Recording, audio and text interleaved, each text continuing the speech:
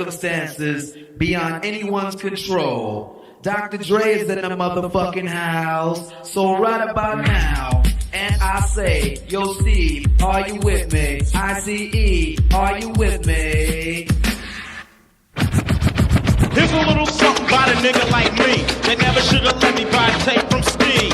Ice Cube would like to play dope shit mixed by Dr. Dre. Since I was a youth, I like COMPTON. Now I like the motherfucking Roadium. Buying a tape or two, that's what the hell I do. You don't like Tony A? Well, fuck you, this is a game, and I'm in it. Ice Cube will fuck you up in a minute with a right, left, right, making you sick. And then you see Tony A is on the mix.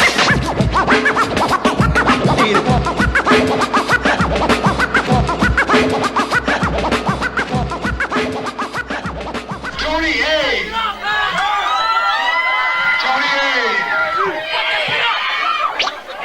When you're ready, go.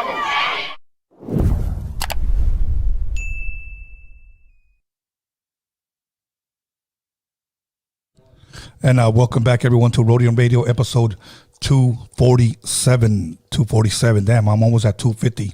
After that, we need about 50 more, and we'll be celebrating our 300th episode. But until then, let's get through 247. So I want to thank everybody once again who ordered those CDs. I only had a few left. I actually had, I think, like 2 or 3 bundles left. I mailed them out already. You guys should be getting them. If you guys didn't get them, hit me up. I'll send you a tracking number. But I got about 3 bundles left. Bundle number 2. So if you want the website, that's still under construction. You cannot view the DOCUMIXERY just yet because we took it down because it's still under construction. But you can order merch. You can order T-shirts and stuff like that. If you want to look on my YouTube page, if you go to the About, the website is there. You can go there or DM me and I'll send you the website and you can order whatever merch you want. So other than that, I want to thank everybody for submitting their music, submitting their bio, submitting their videos. Much love to everyone. We'll get back to you via email. I know a lot of you guys still DM me. Did you get my email? Somebody will contact you via email. If I have any other announcements, I'll give it to you right before the break or during break or when we come back from break. But for now, please allow me to introduce my very special guest of tonight, Eastside K-Boy. How you doing, my brother? I'm good. Thanks for having me. Oh, man, I'm glad you're here. How's everything with you, man? Have you been keeping up with basketball? Yeah, man, the playoffs is crazy right now. Who are you going for? I know you must be a Laker fan, correct? Of course, I'm a Laker fan, but we not in here right now. Right. So, if anybody, who are you rooting for? Man, I'm always rooting for the underdog. I want the Pelicans to beat the Suns. Okay. I wanted the Bulls to beat the Bucks, but that's not gonna happen. You feel me? Right. Who else playing right now? The Warriors, they gonna probably knock them out today. Yeah. Who else got a shot at it? Who else playing pool? I know that Dallas is playing. Aren't they playing Utah? Yeah, that series is whatever. Boston swept. Yeah, they swept them. Yeah. If I had to guess, well, let me ask you this: if you had to guess, who would you say is going to be in the finals? I know it's kind of far, but let's just guess. If you say you're playing Nostradamus right now, and you want to look into the future, who would you say is going to end up in the finals? I'm looking at Miami and the Warriors. Okay, see, I'm looking at Boston and the Warriors. Okay. You know what? That kid, what's his name? Jordan Poole. That dude right now is a damn beast right now. He's a beast right now. Yeah, so I'm kind of rooting for them, even though the Lakers are not there. So, Dodger fan? Yeah, I'm a Dodger fan. LA all the way, yeah. LA all the way, okay. Football team. Football, you got them right here. I'm a Dallas Cowboy fan. I'm a Dallas Cowboy fan, too. So if you guys don't like it, oh, well. Yeah, oh, well. You know what? But let's be honest, man. We got to win sooner or later, man. No, most definitely. Ezekiel Elliott, he's not no spring chicken anymore. And we gave him too much money, man. I want him out of there. I'm gonna call Jerry when I get off. All right, yeah, and let him know that I want to interview his ass over here too. For sure. So, other than that, man, I know it's Wednesday. How was the weekend, man? How did you spend your weekend? The weekend was good. Spent my weekend with my kids. Okay. I'm always with my kids, but I try to give Sundays to them in the weekend because I'm always working so much. Okay. And studio time as usual. Yeah, okay. And speaking of studio time, do you find yourself constantly in the studio, constantly working, constantly writing? Constantly. I'm in the studio. I try to be in there every day. If not every day, every other day. Yep, me and my team in the studio almost every day. See, that's the way it used to be for me, but we're talking about late 80s and early 90s, and that's when block time, we used to have to rent 10 hours, $75 an hour for studio, but 2-inch reel, where we could only fit 3 songs on a 2-inch reel, so we had to buy a gang of those motherfuckers. I know today it's a lot easier, but the same work goes into it. Most definitely, yeah. Everything digital now, so I guess we got it easier. Yes. During the break, I'm going to show you some pictures of some of the stuff that I used to work on. Okay. And I think it'll trip you out because in the late 80s, the studio where I was at, some guy was already working on automation in the late 80s. Okay. So it was kind of coming in during that time, but obviously it's not where it's at today, So now, as far as you said you've been working a lot in the studio, what do you do, like, let's just say on a day off? Let's just say, I know you spend it with your kids. Say there's a day that you don't spend it with your kids. Do you ever just go out on your own, hang out with the homies, or? Yeah. Okay. I try to do less of that now because I'm in a whole different ball game. But, yeah, I may go chill with the homies at the park or something. But really, I just be trying to get my mind right. And trying to stay focused on this music and try to see how I can make the best music for the people out there, honestly. So sometimes I just go out and just vent by myself. A lot of people don't know. I just go vent to myself and by myself. It means saying crazy, but I just go drive around and just drive in silence and just be in my own thoughts. Because sometimes you need that. Absolutely. No, you know what? And I usually tell people I'm a loner. I like going places by myself. I eat breakfast by myself. I'll read by myself. I go to museums by my damn self because just to let whatever's in here out at times. Oh, you know what I'm saying? Sometimes we do need a good conversation with somebody and we do talk and we vent or whatever, but sometimes alone time is really, really good. Nah, you need that. Now, whenever you don't bump your own music, what do you bump in your ride? Or who do you bump in your ride, if anybody? I like my peers out here. I like everybody out here. Since I rap, I listen to R&B a lot. Oh, okay. Yeah, a lot of people probably wouldn't think that. You know what I mean? I love 90s R&B. But as far as people out here, I listen to Blast. I listen to D Smoke. Okay. I listen to Bino. I listen to Problem. I listen to all my peers. I listen to a lot of Nip. I've been listening to Nip before he passed away, though, anyway, because that's my dog. But I try to listen to my side. I try to listen to the coast, and on the other coast, I listen to Dave East a lot. I'm real close to him. I listen to Benny the Butcher, 50. I always gonna listen to the old school 90s hip hop. You know what I mean? Especially like the West Coast, Snoop and all them. That's automatic. But I try to listen to my peers a lot. You feel me? So. Right. Okay. Now you had mentioned as far as 90s R&B, is there good 2000s R&B? I think the early 2000s. I think so. But that's when it seemed like when rap and R&B start introverting a lot, like when Ja Rule, or like early Ja Rule and everybody started doing that. Oh, like a lot of people think the melodic style is new now, but the old rappers been doing that. Right. 50 was talking bad about Ja doing it, then he started doing it, and he do it well too. You know what I mean? So. Right.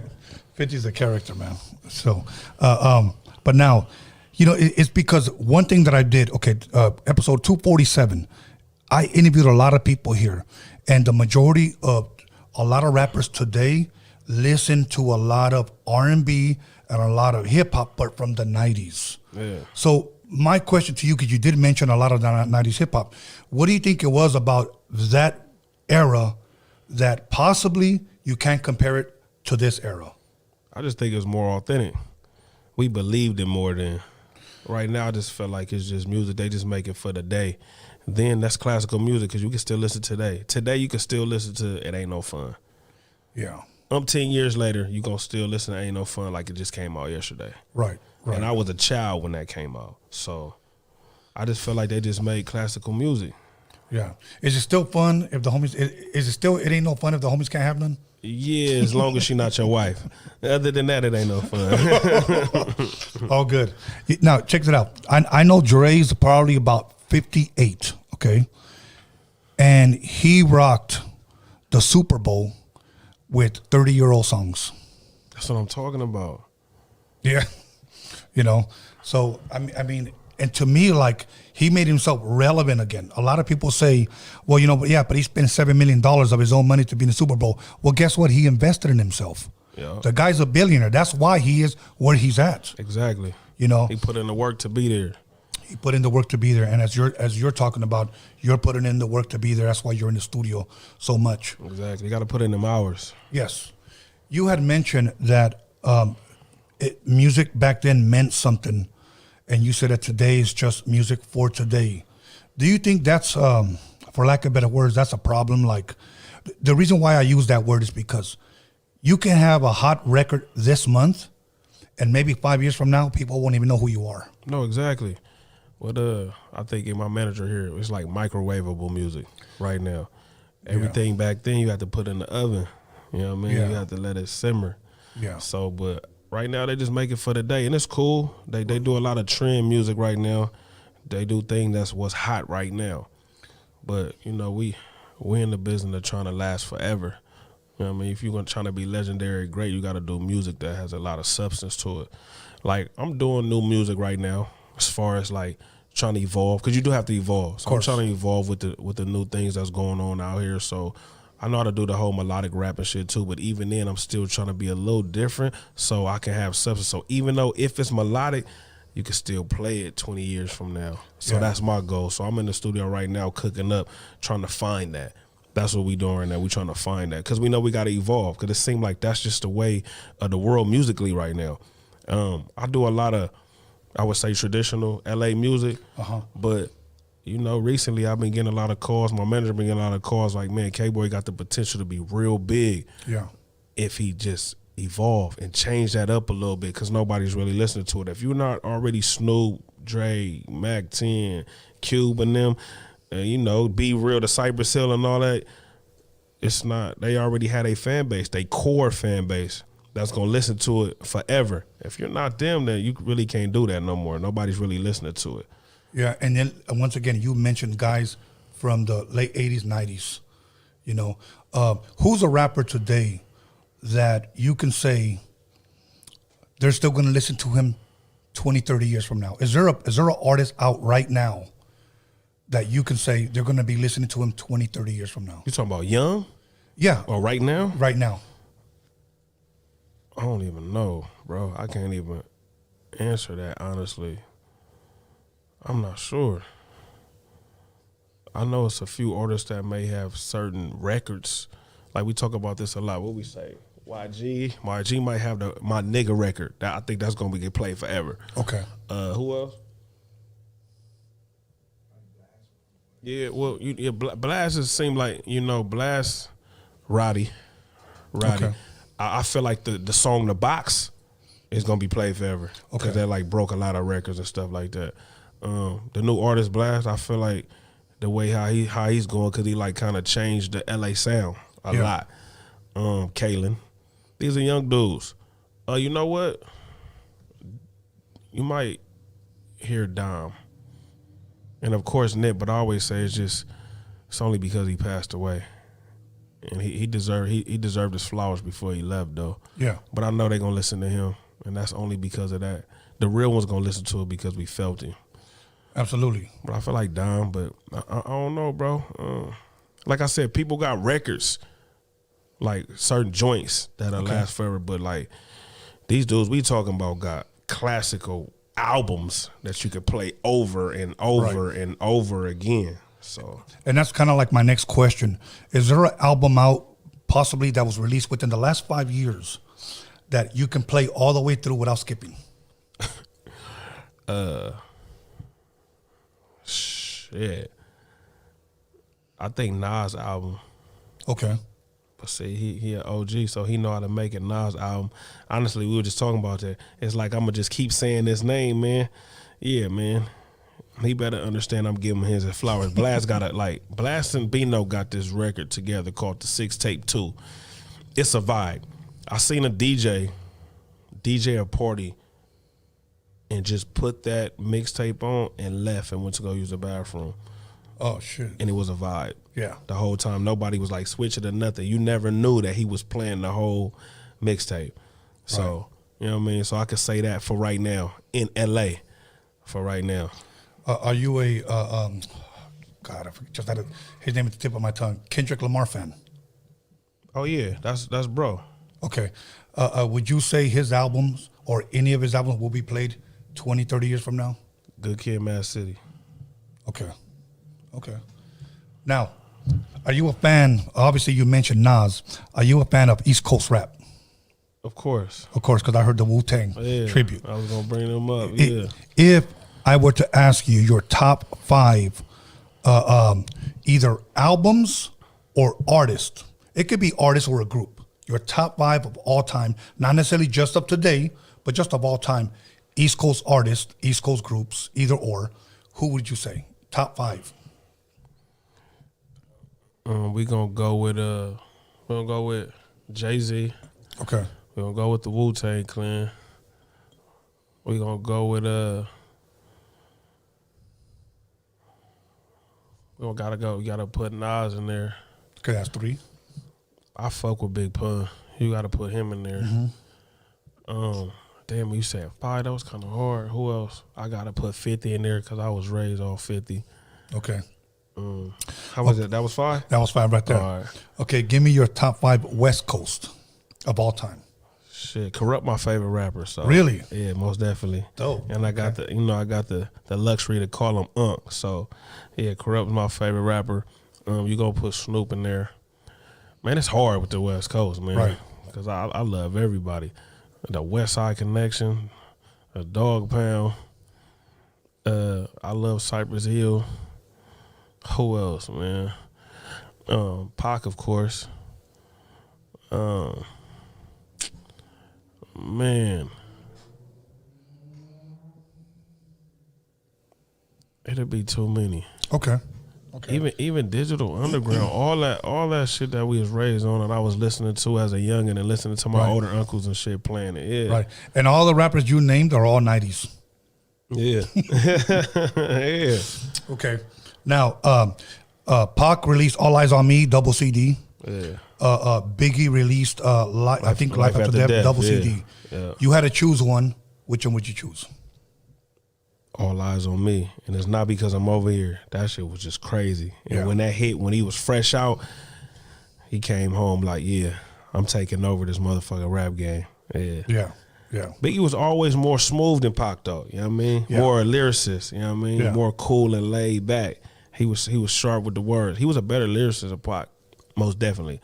Pac just said shit that had you. Pac can be like, hit him up, fuck you. Then the next day he could be like, Brenda's got a baby. Then he could tell you All Eyes on Me. Then he'd tell you things that never changed.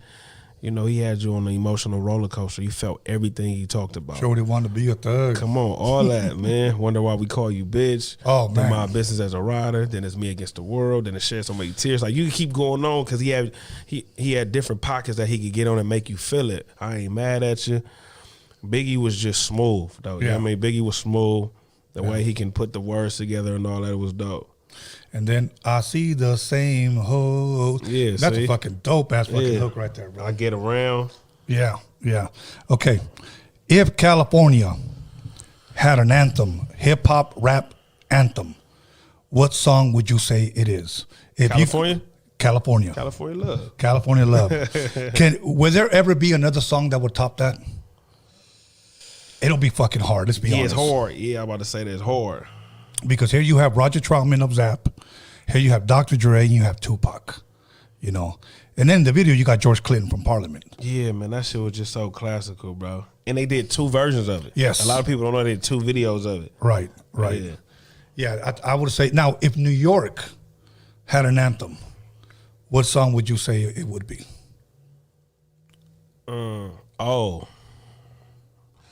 I love 50. Don't be mad at me, 50. New York. I'm from New York.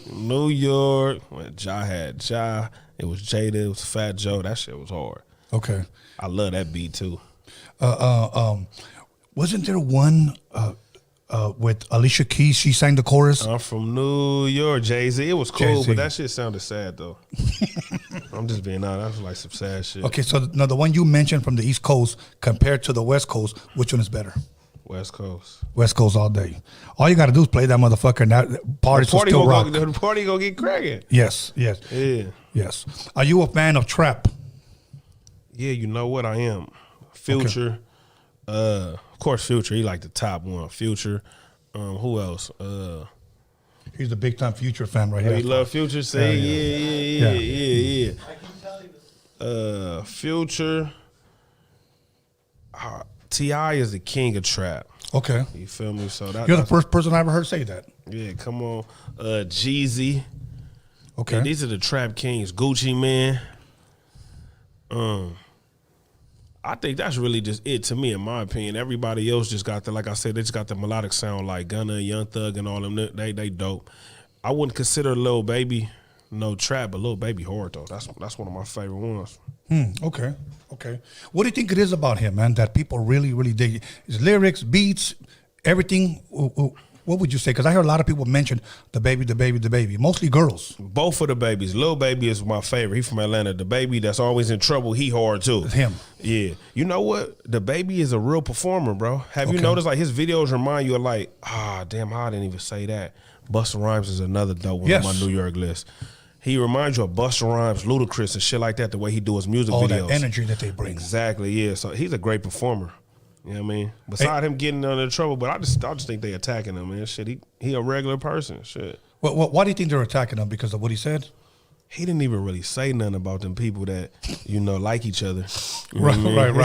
We're trying to keep it safe. Yeah. He didn't really say nothing. It was his homie on stage. He was just really like, he was agreeing with it. Right. And man, sometimes you can't agree with it with these people. I know. You can't even have your own opinion anymore. Nah, everybody's sensitive. Well, we live amongst a generation or a society that doesn't give a fuck, but is easily offended. Most definitely. I like the way you put that. So, yeah, but that's where we're at. Now, okay, I was going on my next question. Okay. It's kind of a controversial question, but since it was trending for a minute, the Super Bowl had Dr. Dre, Snoop, Kendrick Lamar, 50, Eminem, and I think I'm missing somebody. But for the most part, it was about 6. Now, Game came out publicly saying that he should have been in the Super Bowl. They dogged him or whatever he might have said. Okay, I don't know the full details, but I know he was saying that he should have been in the Super Bowl. Now, my question to you is this. If he would have been in the Super Bowl, what would have been the song that he would have performed? This is how we do with 50. Okay. This is how we do. I think he should have been there. Okay, and do you think that song is big enough that the world recognizes? Nah, most definitely. Or Hate It or Love It. Okay, two big songs. Yeah, for sure. Okay, and I think they should have did both of them. Honestly, they should have did both of them. They should have let him. They should have let him go. I deal with Chuck personally. Okay, he should have been there, but Chuck also knows too. He be pissing people off. He know that. Big bro be knowing that. Right. Okay. Yeah. So all right. Well, you know what? And there was a lot of other guys that were like, "Oh, I should have been there." I mean, I think they only had, if you really think about it, 12 minutes. Yeah. So you gotta try to, even if he just did one verse, I guess it would have been cool. But yeah, something. I feel like it's because at the end of the day, that was the whole Aftermath Shady family. Right. You feel me? And Dre did a lot with Mary too, so that's why she was there. Right. So I feel like, yeah, you should have just did that. I think it would have been crazy. They don't probably think so, but I think that would have been even epic. Yeah. At the SoFi too, I think it would have went crazy. Okay. Now, here's another controversial question. If you had to take out one artist from the Super Bowl performance and replace him with Game, who do you think it would have been? Oh shit! I gotta answer this. Yeah, you know what most people say to me? They should have took out Mary and put Game in. But then you be like, that's Queen Mary, Right. But I would say that too because they would have just kept it hip hop. Right. They would just kept rapping. So yeah, it would have been cool because M go crazy 50. That was a dope surprise. Dre and Snoop, of course. Snoop gang banging on the whole world. That was hard. He threw up crap. Yep. He walked on the whole world. So that was dope. Okay, now Death Row is alive and well on planet Earth again. Okay, and Snoop's the owner of it. Would you ever consider signing to Death Row? It's funny. Everybody want me to sign to Death Row. Okay. That would be a dream come true. But it just gotta just make sense. Everything, this is the the rap business, we have to do business. Of course. Right. And I'm not saying that the business won't be right, but I just want to make sure that the business will be right. Of course. You know what I You're mean? going to have to live with that. For sure. The platform would be great, but like I was saying earlier, who really gonna listen to new gangster rap? Because we still trying to find ourselves with new gangster rap, because everything else will just be traditional. Right. So I know a lot of people getting mad. I don't know how true it is that he's supposed to have signed Sugar Free. Yeah. I know he put out a single with the Dog Pound. I was actually in that video, Crip Walking. The Whoop-de-Whoop song they just put out. I heard he's supposed to do another record with the Eastside. So everybody like, man, he just signed all these old niggas. But I'm like, bro, they already had this nostalgic thing going on. So it's like, you don't even want to fuck that up. Right. So it's like, bringing new people is like, who? Of course they felt like I fit that. I fit the mold too. But then it's like, do I want to be considered an old nigga? You feel me? And then it's like, right. I got sons, they twins, and they about to be 16. When I did like 2 songs the other day on my melodic wave, they was like, oh, Dad, this is dope. They start sharing it with their friends. But when I was doing my other shit, they be like, you sound old school. I'm like, what? Right. So, you know, it's kind of like, it's like a gift and a curse, because I love it. Because I hate when people say, hey, bro, you sound too West Coast. Nigga, I'm from here. Yeah, this is where I'm from. I've never seen nobody else say, hey, man, Chicago, y'all do too much drill. New York, y'all rap too much. Yeah. The South, y'all just drink lean and y'all do too much. Y'all sound too Atlanta. Like, nobody says that but us. Yes. And I don't know why. We're prideful over here, and we talk a lot of shit over here. Yeah. We shit on each other over here. Most definitely. And the gang culture messes up a lot of stuff. A lot. You know, especially, and I won't speak on it, but especially when it comes to Raza, oh man, we don't support each other. So nah, but that's crazy that y'all say that, because we feel the same way too. Really? No, most definitely, man. It's just too political, and you may want to do a record with a dude, but you don't want to deal with your street politics, because you're like, damn, man, he really dope, but just by default, I don't like him by default. Not that I don't like him personally, just by default, I don't like him because of what neighborhood he's from. Yeah. So it's funny that how I'm on here, right? I really wanted to be on here because I know this is Hispanic driven over here. I said I'm from the east side of South Central. So I was raised with XAs. Like, this is nothing new to me. Right. So my whole thing is, I said, realistically, a lot of people gonna be mad, but Hispanics are the most supportive. Yes, I believe I went to a Dog Pound concert. There was nothing but essays in the crowd.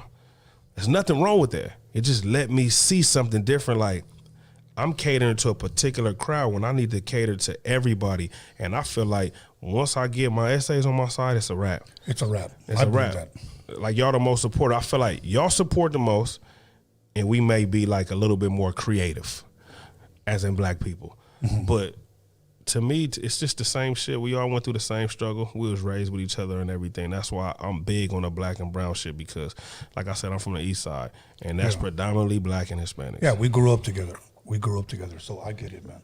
So, but you know what? I thank you for being transparent and sharing that, because I've been saying that for a long time, that we support a lot of artists. But when I say hate amongst each other, I'm talking about artist to artist. No, most definitely. I agree with that too. And I don't even think it's hating like on a racial thing. I just think like on artist to artist, yeah, for sure. Me, I feel like we hate on each other because everybody want to rap nowadays. So it's just like, they don't want to give me my flowers, like, hey, boy, you dope, because they brother rapping. It's like, oh, nigga, my brother doper than you. The Hispanics that I know, they feel like the Hispanics shouldn't rap like black people. Right. You know what I mean? They like, no, you'll go further if you may do like Spanglish or something. Like, they don't feel like, oh, you rapping like this. Like, oh, you trying to rap like a black person. These are what I get from the SA peoples I do know. Right. So they might hate on a person who's big in the black community because he's an SA, but he not big in his, though. So, and I think they just say, oh, because he's trying to be black. And I feel like, no, he not. I got SAs from my neighborhood. You feel me? Right. And vice versa. And I really love being here to elaborate on more, because when I was younger, I'm in Wilmington right now. Right. First, I was nervous. I ain't gonna lie to y'all. I was like, Wilmington? The Weemas? Yeah. Oh, shit. They don't like niggas. What am I doing over there? But it's all love, though. So it's all love. I love it, though. But when I was younger, it wasn't. It was like, what you doing over here? Right. So it's all good though. That's why I think this is big. It's bigger than just a rap interview. To me, that's why I really want to come over here. When I seen the address earlier, I was like, oh, I know exactly where it's at. Yeah. All good. Here's what we're gonna do. We're gonna go ahead and take a 10-minute break. We're gonna come right back and pick up right where we left off. And I'm gonna ask you a controversial question. And that controversial question, you don't have to answer just yet. How do you feel about Raza Chicanos using the N-word? But we'll come back. All right. Okay, everybody. Once again, call somebody, text somebody, slap the shit out of somebody. Let them know that Eastside K-Boys in the motherfucking building. We'll be back 10 minutes.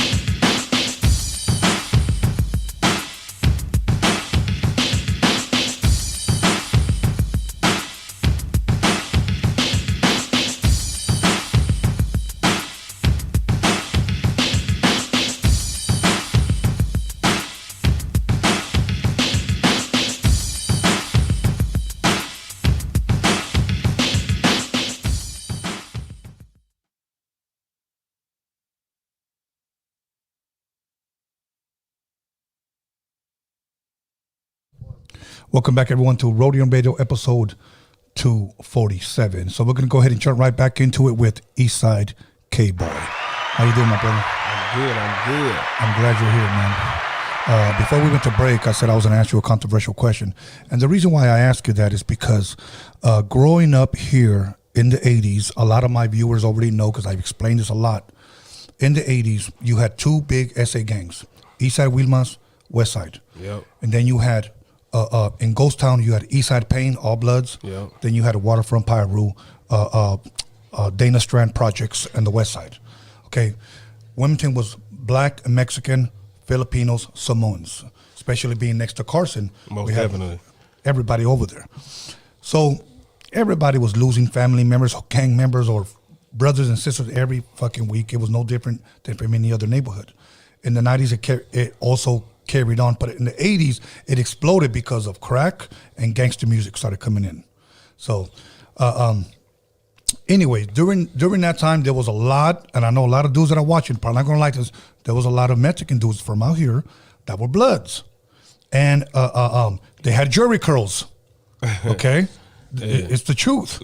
And when they went to jail, guess what? They had to cut that jury curl off, okay? So now, but back then I will say this, I never even heard Raza use the N-word, okay? In the late 80s, not only did I do mixtapes, but I was in the studio a lot with NWA. Not that I was ever a part of NWA, but I was there because of my manager, the new Dre, Cube, Easy, and all those guys there. So I was fortunate enough to have been there. Most definitely. Their group was called Niggas with Attitude. Yeah. Their second album was called Niggas for Life. I don't feel bad saying it that way because I don't use that word to refer to a person. Yeah. Okay, that word never rubbed off on me, even though they said it all the time. My next group that I was pretty much with was DJ Quake, Second to None, AMG, High C. That's what we toured with in the early 90s. They used that word all the time. Never rubbed off on me. Today, it seems like it's a trend for a young Raza to, hey this, hey that, hey, and use that N-word. Now, the reason why I try to discourage young Raza, young Chicano from using that, because whenever they would say that in front of my black friends took it offensive, okay? So now my question to you is, how do you feel if you do or when you hear Chicanos using the N-word? I think that in my generation, we so used to hearing it that I know a lot of people feel like they don't have a problem. But I actually sat, like I said, I got Hispanics from my neighborhood that are actually Crips. So they grew up with us, so they feel like it's cool. In their mind, they feel like they niggas, basically. One of them told me, like, I am a nigga. And I was like, bro, no, you're not. But he was like, no, I am.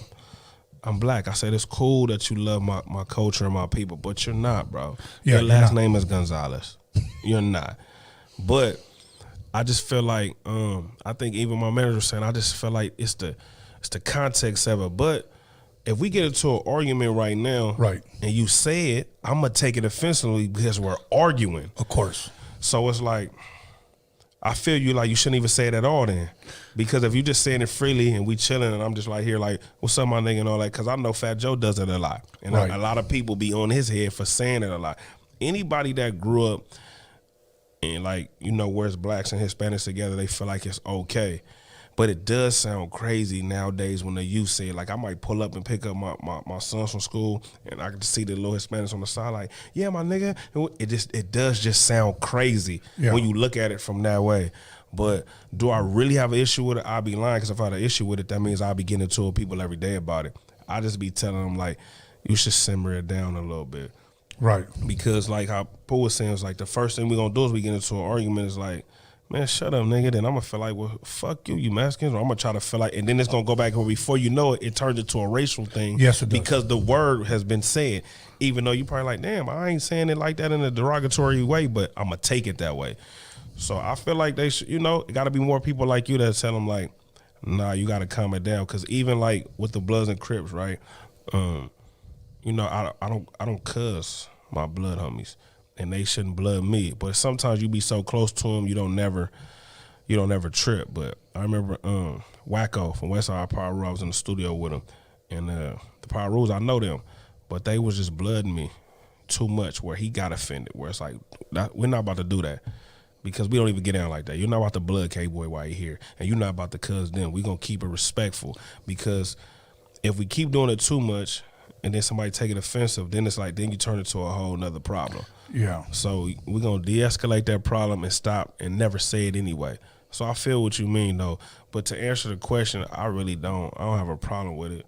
Okay. I've been used to it. You Yeah. feel me? So 2 things I want to bring up. During the 80s, I had a lot of dudes that I grew up with that were Bloods. And every other word was blood this, blood that, blood this. I never used that word, but I got so used to hearing it that whenever I heard a Crip say, "What up, cuz?" it bothered me. Okay? So now we have friends now, and we're talking about the 80s. Well, we used to go to Long Beach, on 21st and Elm, where all the Insanes were at. Yeah. We had homies there, so we used to go and chill, and everything with them was like, cuz this, cuz this, cuz this. Then I would come back to Wilmington, and my blood homie, "What up, blood?" And I'm like, don't say that to me, because I was always used to there. Yeah. So I can kind of understand how sometimes it could rub some people the right way, some people the wrong way, because they hear it so much. Yeah. Now, my thing is this, and I said this to a dude that I interviewed here during the break, because he just kept saying the N-word, the N-word, the N-word. And I just said, look, bro, I said, I don't even know why you even talk like that, because ultimately, if you end up going to jail, you're not going to talk like that, dude. Yeah. So if you can't talk like that in there, don't do it. You shouldn't be able to talk like that on the outs. Exactly. I understand it, and I respect it. All good, man. Moving on. So now, 2022, what can people expect from Eastside K-Boy? You can expect a lot of maturity, most definitely. I'm evolving a lot musically. I'm evolving a lot as a person. I feel like you can mature and grow every day. I don't care how old you are. I'm about to get involved with the city a lot more in my community, where I'm from, on the bottom Eastside. Then like my newest venture, man, I got everything I got on right now is Shockaware. You know what I mean? So I'm like the brand ambassador and the creative director for all urban things over there at Shockaware. Dope. So, and just recently we had a meeting. So I guess you guys will be the first one to get this, that we doing Shockaware ENT, and I'm going to be the first artist. Dope. So, man, we doing a lot of big things. My manager got a lot of big things coming up just on the business side, Pool. So you could just see a lot of growth in me just taking my my business to another level. The music, I feel like, is easy. We feel like it's easy, but we also just want to make sure we do the right music. Because honestly, I still want to live out my dream where I walk out to thousands of people and everybody singing my song word for word. I haven't experienced that yet. So I got to get that personal goal. I want to go gold. You know what I mean? If I go platinum, that's dope. But being gold for me is everything. I want to be a household name, but I want to do a lot of business things. I feel like I got a lot of weight on my shoulders as a family man. Losing my older brother, it really took a toll on me because I lost him in the neighborhood. So I just feel like I got a lot of responsibility, and I owe that to my family. And me and my manager go back and forth about this hood shit. He be on my head in the right way. I just be feeling like I don't owe them anything from my set, but I owe them to show them something different, because I'm in a position that I do different things than they do, that I see different things. And I just try to uplift them. But if I'm not around and they don't see it, they're not going to be into it. They're not even going to support. Honestly, that's how I feel. You got to show them that, because most niggas will go back to your shit and it look like you shitting on them. Yeah. My biggest thing I tell anybody that's out there, whoever listening, you from some type of neighborhood, do not look like food to your own homies. So I'm not saying that you got to pay them off or anything, but just show them different things. Show them the elevation. Tell them why it's good to elevate. Let them know why you can't go on the opposite side of the street and deal with the so-called ops. Like, you got to let them why, and you got to let them see it. This day and age is, you got to see it. Yeah. More than just talking it, because a lot of niggas will talk anything. No, very, very true. And I'm glad you're bringing that up, because this is where I'm going next. I saw, you had mentioned earlier, and I saw a little video of where Nipsey give you shout out, okay? Yeah. And you implemented that in your video. If you don't mind me asking, how close were you to Nipsey? I was real close with Nip. I was one of my close friends. He gave me that shout out was a long time ago. The reason why I put that clip up is not to even show people that I knew Nipsey, but he's telling people where I'm from. Yeah. And initially, I'm from gangsters. He's from neighborhood. We both Crips, different sets, but we're not supposed to get along. Right. You know what I mean? Theoretically, we're not. Right. But I'm over there a lot, and our bond was so strong and so tight that we didn't even care where each other was from. So, and then I have family that's neighborhoods, you know what I mean? Right. Like when I was just talking to your boy that he knew my cousin, like he's a neighborhood. So it's not rare for me to, you know, conversate or deal with neighborhoods. But by me being from gangsters, it's looked up upon like that's crazy that you can go over there. But anyway, me and Nip, we met, and the crazy thing is how we met at you might as well say like a talent show. It was called the Mixed Nuts Comedy Club, but where it was located, that was on 10th and Washington. If anybody know where 10th and Washington is, that's the Bloods. Right. And it's like, what are you two niggas doing over here at a talent show? So that's the first time that we met. Initially, it was cool. We told each other our name. He didn't introduce himself as Nipsey. You know what I mean? He was Thundercat. He introduced me as his gang name. It was cool. It was mutual respect. We both liked each other's music. A couple of months later, I ended up going to a VIP on Crenshaw and Slauson when the VIP was right there. I was talking to a mutual friend. His name Cords. He a producer, and he was working there at the time. I look outside, and I see like 10 dudes walking by. So Cords immediately go like, damn, K-Boy, you good? Because I supposed to not be there technically on that side. So around what year was this, if you can remember? This probably was like 2005. Okay. So they go, and of course, they go that tall, skinny nigga that looked like Snoop. I was Nip. Cool. So they all walk, they come back in. You know, they asked me where I'm from. I told them where I was from, but he was like, hold up. Ain't you the nigga that we was at the rap thing? I was like, yeah, that's me. He like, nah, for sure. He turned around and told everybody like, nah, he hood. So nah, he good people. Boom. You know, we started shaking hands. Everybody wanted to tell me their name. I told them my name. And from that day, I knew he was solid. So I reciprocated that. When he dropped Bullets Don't Have No Name Volume 1, that's when CDs was big and doing the guerrilla marketing going hand in hand. I let him come to the Eastside, where I was from. Yeah. You know what I mean? And let him pass out a CD to our local barbershops and liquor stores and all that, and sat in my hood in my barbershop with all my homies who actually was fans. So then we built a bond like that, and it's been deeper than music. That's why we don't even have music together, because it was deeper than music. I just started picking his brain a lot because his way of thinking was different. Right. So we just became close like that. We became real friends. Yeah. So got cool with his brother Sam and his god brother Adam. We just got real close. I like that you said his way of thinking was different, and then you were explaining how about Shockaware and how you're just thinking of different ways to pretty much not only just release good music, but also to make a living out of this. Most definitely. Because this is what you love. This is where your passion and your drive is at. And that's one thing that my son loved about Nipsey. I think he talked before he passed away. I've never heard anybody talk about Nipsey. It was just always my son. That Nipsey. Okay, cool, whatever. You know, Nipsey. And then when he passed away, he was so hurt. He told me, "Dad, take me by there." He wanted to go by the store. Yeah. So we went over there, and I guess he felt a certain type of way. Obviously, his funeral was seen, or his death was seen around the world. If I can ask you respectfully, where were you, and how did you hear about his passing when it happened? It's crazy. I can remember. We was just about to move out of one house to the house that we in right now. I'm outside, and I get a call from one of my non-affiliate homeboys. And he like, hey, bro, I don't even want to call you like this. So you got to remember, I lost my brother a year prior to Nip. Sorry to hear that, man. 2017, November 10th. So when I get a call like that, I'm like, okay, he already gone. Is it somebody else that's close to me, or is it a family member? So I'm like, what's up? He like, hey, man, they talking about, his name Envy. He's actually a good DJ. He like, bro, they saying that Nip got shot, but I know you know. I'm like, nah, bro, that shit would have been worldwide news if he would have got shot, bro. I ain't hearing nothing. I look, the first thing you look at now is fucking social media.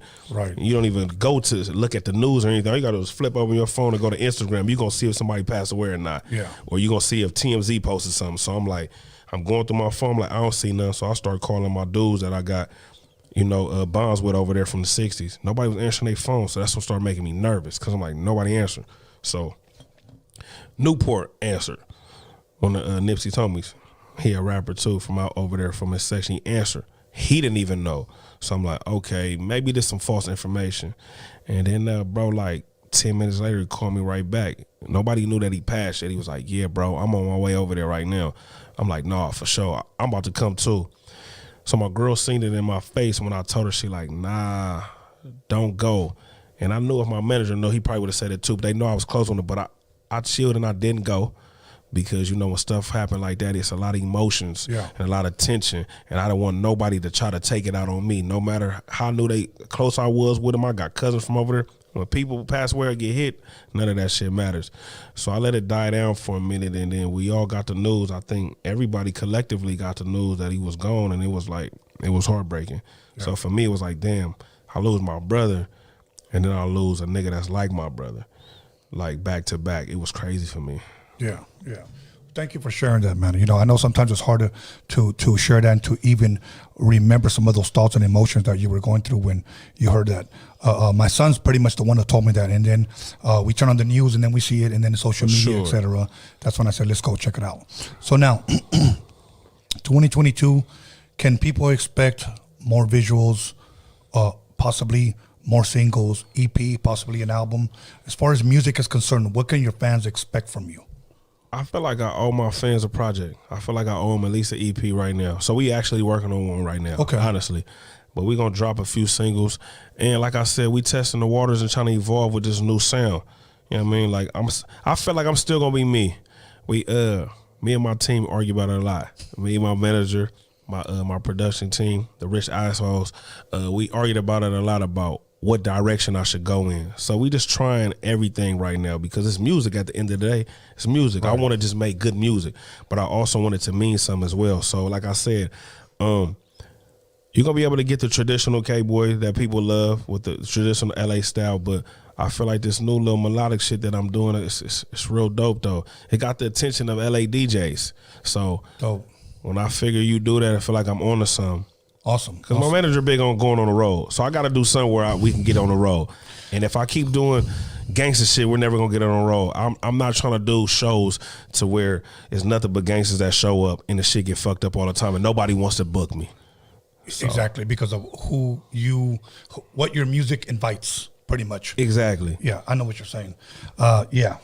It's funny because in the early days when we started doing shows and Quick was performing, everybody was there to find out if it was a real blood, and shit just jumped off. So you see he shaking his head. That's what he'd be like. We don't want to get into that because everybody already know where you from, bro. We passed that part, so let's just do good music, and we got to gear it more to the ladies. And like I told when he stepped outside, I got to gear my music toward the ladies and the Hispanic because those are the biggest supportive people ever. And then once you get that, then the Asians and the white and everybody going to come because they all going to fuck with me anyway because I'm black already. So the nigga, I got them already anyway, bro. But nah, really, ain't that the truth? Nah, we really trying to jump into this demographic, though, with the Hispanics, though. Like, it's cool. You know what I mean? Like, well, you're on the right track. Yeah, most definitely. Yeah, that's why I said it's an honor for me to be here. And I was going to make it my duty to get here. Awesome, man. By any means necessary, so yeah. Yeah, thank you for being here, man. Now, but if you can get girls' asses shaking, the dance floors will be packed, the concerts will be packed. For sure. You know what I'm saying? If you can get them to sing along with your shit. That's all I want them to do. Yeah. Okay, now if you had a dream, if you could choose three guys, a dream feature with three guys, whether it's a rapper or whether it's a singer, who would it be? Like, let's just say you're working on an EP. You said, man, if I could just do a song with this guy, or this guy. Is there anybody out there, like, that you could say, man, if I could somehow hook up with these, I would love to do a song with these three individuals, male or female?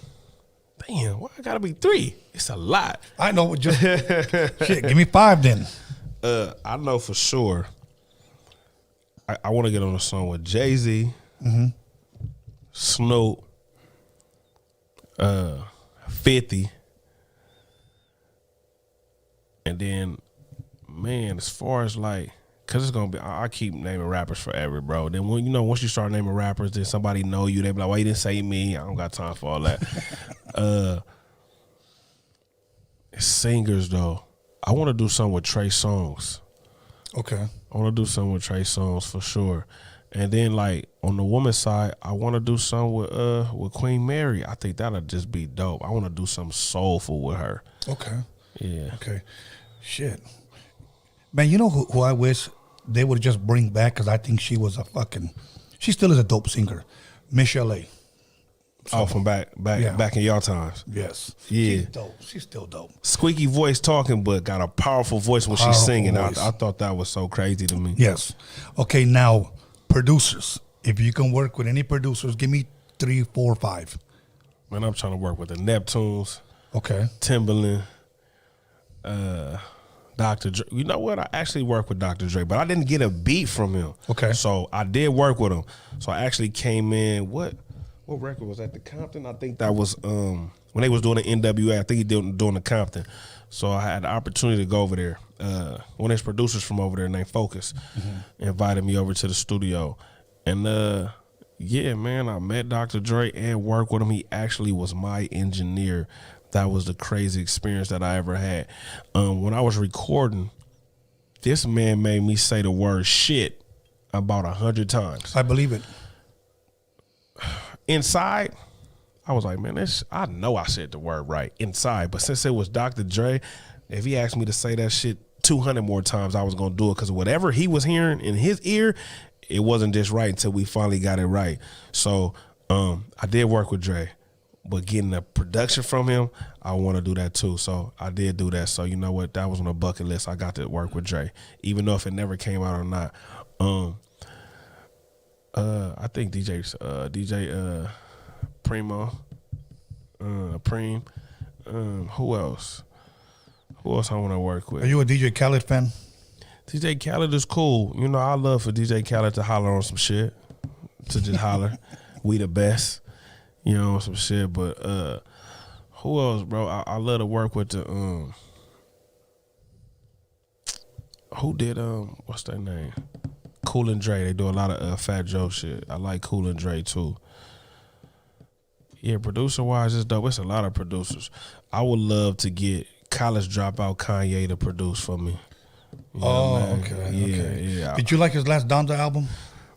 I'd be lying. I only listened to it because one of my big bros, Dem Joints, produced on it and got a Grammy for it. So shout out to Dem Joints. And I only listened to his songs that he produced. That was it. I really couldn't get into it. But I know it's probably a work of art because Kanye different. He's very dope, but I didn't get into it. Do you think he's all there? Yeah, I do. I think he's a bright man. I think he's very intelligent. I just think people just look at it the wrong way. You know, sometimes he do some crazy shit, but we all do crazy shit, man.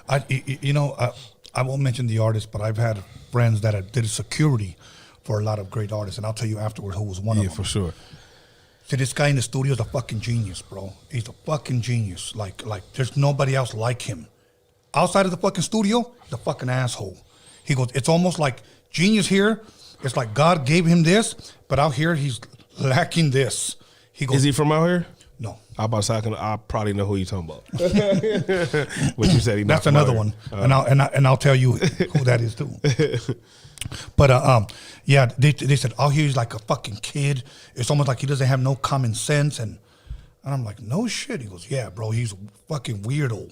Sometimes I think that some of these geniuses are almost like weirdos in a sense, like they're loners, or they just show a side that like, that's you, bro? Like, over here, we hear your fucking music. He always say, anybody that's creative crazy. Okay, see, then that's probably what I'm talking about. Yeah. You know, anybody that got some type of creative genetic gene in them is crazy. We off a little bit. See, and I wonder, why is that? I don't know, bro. They said Albert Einstein was like slow a little bit. Yeah, yes. Just a little bit, huh? Yeah. Yeah. But the rest of him was fucking genius. Yeah. Yeah, like my favorite artist of all time is Prince. Okay. And I read an article on him. I think it was one of his last interviews. And he said that if he would have known that being famous meant for him to be so lonely, he would have never have done it. He would always explain how lonely he was. That's crazy. And we think that he always had all the baddest bitches and everything that was told to us. And, I'm young, so right. I really don't know the Prince era. I just, heard certain shit in the songs that my mom played. And then, of course, the Purple Rain movie. Everybody should have watched that. Yes. And then when he made that one, he was either 24 or 25 years old. See, he was the man. Yeah, and played over 25 instruments. Man. But I just think, that even if you had money and you had all these holes you ran through, if you're empty, you're empty. Most definitely, yeah. Now let me ask you a very important question, and I want your manager to hear this. Do you think money makes you happy? Nah, I don't. I don't think it make you happy. I touched a lot of money a couple of times. It stresses you out even more. Yeah. I feel like I got more responsibility. I feel like I got more people asking me shit. I feel like I got more family members. I feel like I got more best friends. You know what I mean? I feel like I got more fucking fans and supporters and everything. It seems like everybody fucks with you when the bag is up. When we don't have a bag, it's just like, oh, what's up, my nigga? How you doing? You good? You straight? But when you got it, it's like, oh, that's my bro. I love that nigga. I'm trying to tell you, bro, he's the best nigga ever. You just regular when you don't got no bag. So, man, Biggie said it right. More money, more problems. You got so much. And I feel like, man, I met a lot of millionaires recently, like just in dealing with my people from Shaka and just inviting me to certain meetings and corporate places and just watching how these multi-millionaires act. I'm like, now I see why people jump off the fucking roof. Yeah. I'm like, mental health is really serious, bro. It don't matter how much money they got. Like how you said, they can be lonely. The stress level is extreme because they strive to be perfect, and no one is perfect. Yeah. And I just seen it. One of these, I can't even say his name, but he's a multi-millionaire. Yeah, I seen him do some crazy stuff. And I'm not even talking about like no drugs or nothing. It's just his movement, the way he acted. He was just so into getting this project done, and if he felt like he didn't get it done, the world was over. And I'm like, bro, yeah, chill. You got to chill. Yeah. I'm praying that I can get to your level financial wise. Right. And you tripping about getting this certain project done? Right. Some people, think about it this way. A lot of people's problems will be over with if they just logged off their social media. A lot of people get hated on social media. A lot of people get stalked on social media. A lot of people get rumors spread about them on social media. Most definitely. And you know what I say? Log off. Yep. Your problems are over. Because there's a lot of shit that goes on social media that ain't fucking true. Today, you could be judged on social media and be found guilty by the judge of Instagram. Yeah, most definitely, bro. It's like, what the fuck? I was found guilty on Instagram? Yes. So, anyways. All right, brother. So, can we have a month or a date possibly when you're going to drop an EP, or should they just expect it by the end of the year? Most definitely. Sometime we aiming for the summer, huh, Pooh? We aiming for the summer. But Okay. we gonna drop a record probably real soon, huh? Yeah. We gonna drop a record from the EP real soon. Okay. Real Okay. soon. Your Instagram is up on the screen, Eastside K-Boy. That's where they can follow you. If somebody wanted to book you for a show, do they reach out to you? Who did they reach out to? They gotta holler at my right hand man, Pooh Okay. _ Lampkin. That's LAMKIM. Okay. Pooh _ Lampkin. Okay, if you didn't get it, rewind this, reach out to his manager and book him and go from there. Do you also do features if somebody wants to? Most definitely. Hit him. You can hit me or him. Hit him, hit me. We'll work it out, man. Okay. We understand the struggle, but hit him though. Look like this. The first one that comes from this interview is gonna be on us, a free one. So you can promote a free version, send it to us. We gonna knock it out for you, but it has to come from this interview. Okay, so Y'all heard it first. Y'all heard it first. My manager, Pooh Lampkin, just said anybody tuned in to this interview right now on Roadium Radio on this interview. What number is this? 247? 247. Yes. 247. If y'all want to do a feature with me, Eastside K-Boy, and it comes through the big homie, Tony, we gonna do it for free. He's gonna do it for free. So hit up Pooh _ Lampkin. Okay. Gotta send it through you? To me. Yep. It got to go through you. You gotta if hit it's me not up. through you. Yeah, you got to hit me know. up. You want a free feature, and I'll hook it up. So once again, is your opportunity. Oh, look, and guess what? We just added something to the pot. So I told y'all earlier in the interview that my production team is called the Rich Assholes. They just logged on right now. My boy Finesse said, and we will provide the beat for free. Ah, shit. So Okay, you're gonna but- get a free verse and a free beat. The only thing I'm going to say is this, but you better know how to rap. Most definitely. Please do that too. You know what I mean? Yes. We send them the beat. And Okay, we'll that'll get it work. cracking like that. Hit me up on the DM or roadiumradio@gmail.com. The first person. Let's go. Bang, what's happening? Big dog. It's been an honor. It's been a pleasure.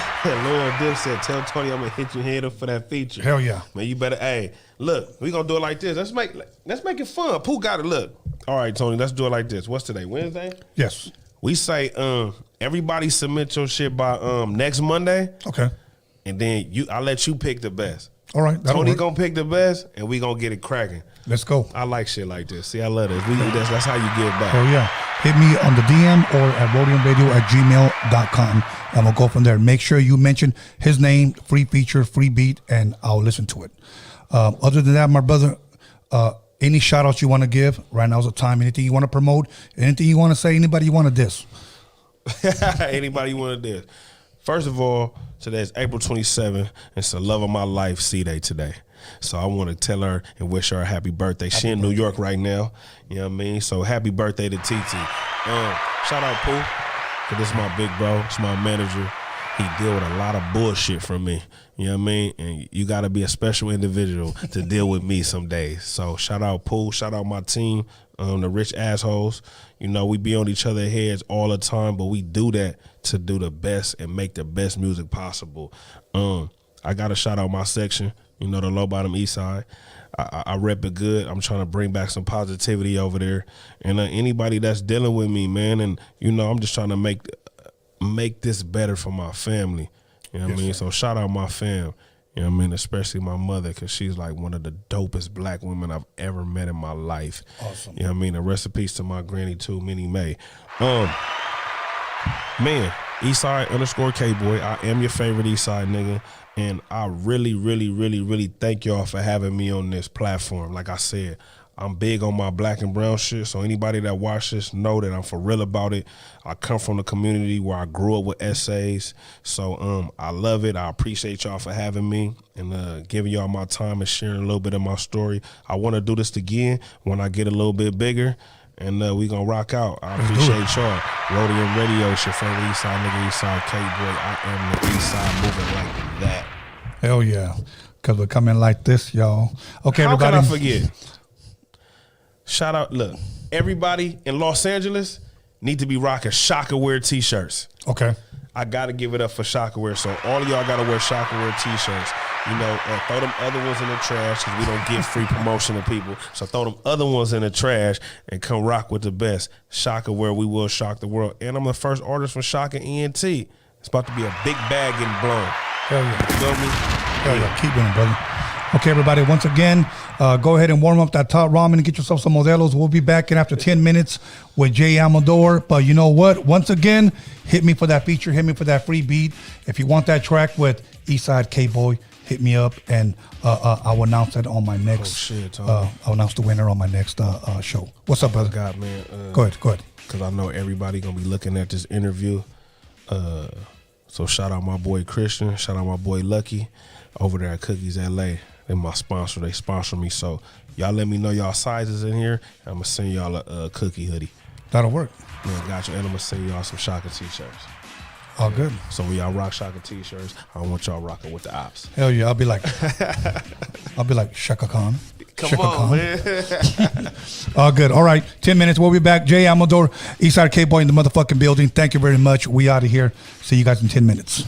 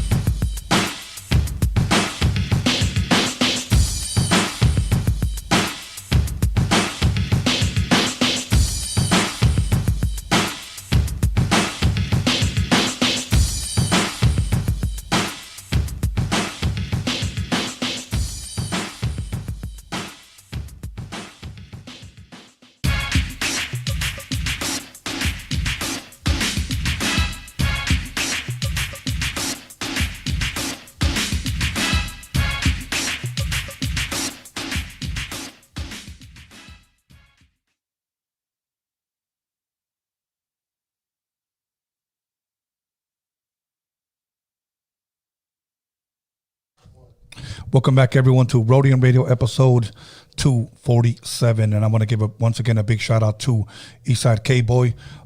He actually offered anyone who hits me up not only a free verse, a free feature, also a free beat. Okay, so hit me up on the DM or on roadiumradio@gmail.com.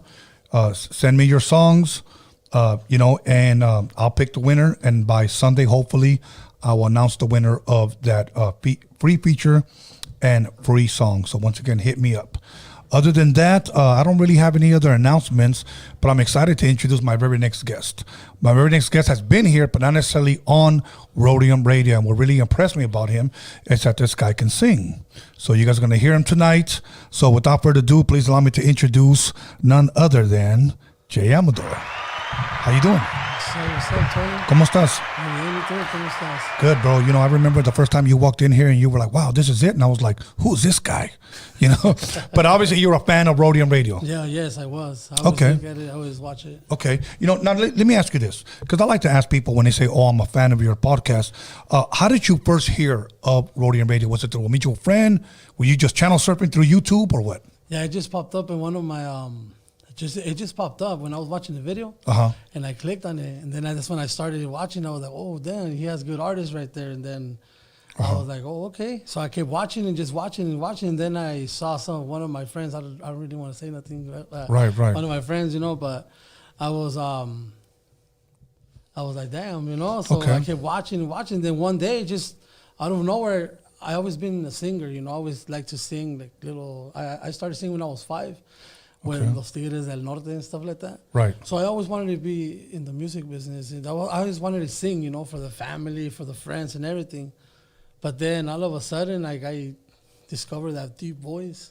Right. And so I started seeing the artists, right here. And I was like, I want to be there one day. I want to introduce myself one day, some way, somehow, somebody needs to hear me out. And here we are, right? And, the shout outs to Little Grifo, because he's the one who brought me over here and he introduced me to you. And here I am now, Okay. I appreciate that. Do me one big favor. Just put the mic a little bit closer to you. There you go.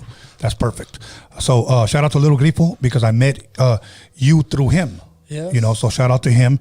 But now let me ask you this. Do you remember what was the first episode you ever saw of Roadium Radio? Honestly, I don't remember. Okay, but you're very familiar with the show. Yeah. Okay. Now, let me ask you this. How did you meet Grifo? I met Little Grifo through Trap Baby. We went to a taco fest over there in Norco, California. Okay. Yeah, we went over there and then he got invited through the homie and that's where I met him. But he never knew I was a rapper or a singer. No, he didn't know nothing. I just met him through like, hey, ¿cómo estás? And we just talk. And then I saw him after, like months later, with my manager, OG Pams. Just shout outs to my boy right there, OG Pams TV.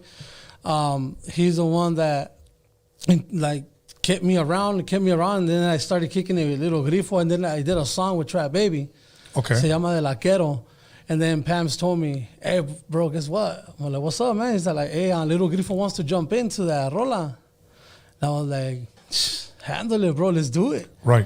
And then they sent it. We mastered it, and we shot the video, and there it is. And ever since that day, I've been going up little by little, more videos. I had a couple videos on YouTube and the J. Amador Oficial. Yeah. Okay. Because I know he's the reason why I met you. He brought you here. Yeah. Okay, that'll work. Now, let me ask you this. Where originally are you from, man? Like where did you grow up at? Norwalk. Okay, Norwalk all your life? Yeah. Never moved around or anything? Never. Okay. And your family originally from Mexico? Yeah, de Ensenada, Baja California. Shout out para la raza de Ensenada, toda mi familia, García Altamirano, Amador y todo. Okay, and that's both your mother and your father? Yeah. Are both from there. Yeah. You come from a big family, a lot of brothers, a lot of sisters? Nomás tengo 2 hermanas y yo. Yo soy el más chico. I'm the youngest of the family. It's so just you're the me baby. and my 2 sisters, yeah. Okay. Baby Huey, they call me there. I wonder why. Okay. So now let me say this. As far as singing is concerned, you must have picked it up or heard it from somewhere. What type of music would you say your mother and your father played?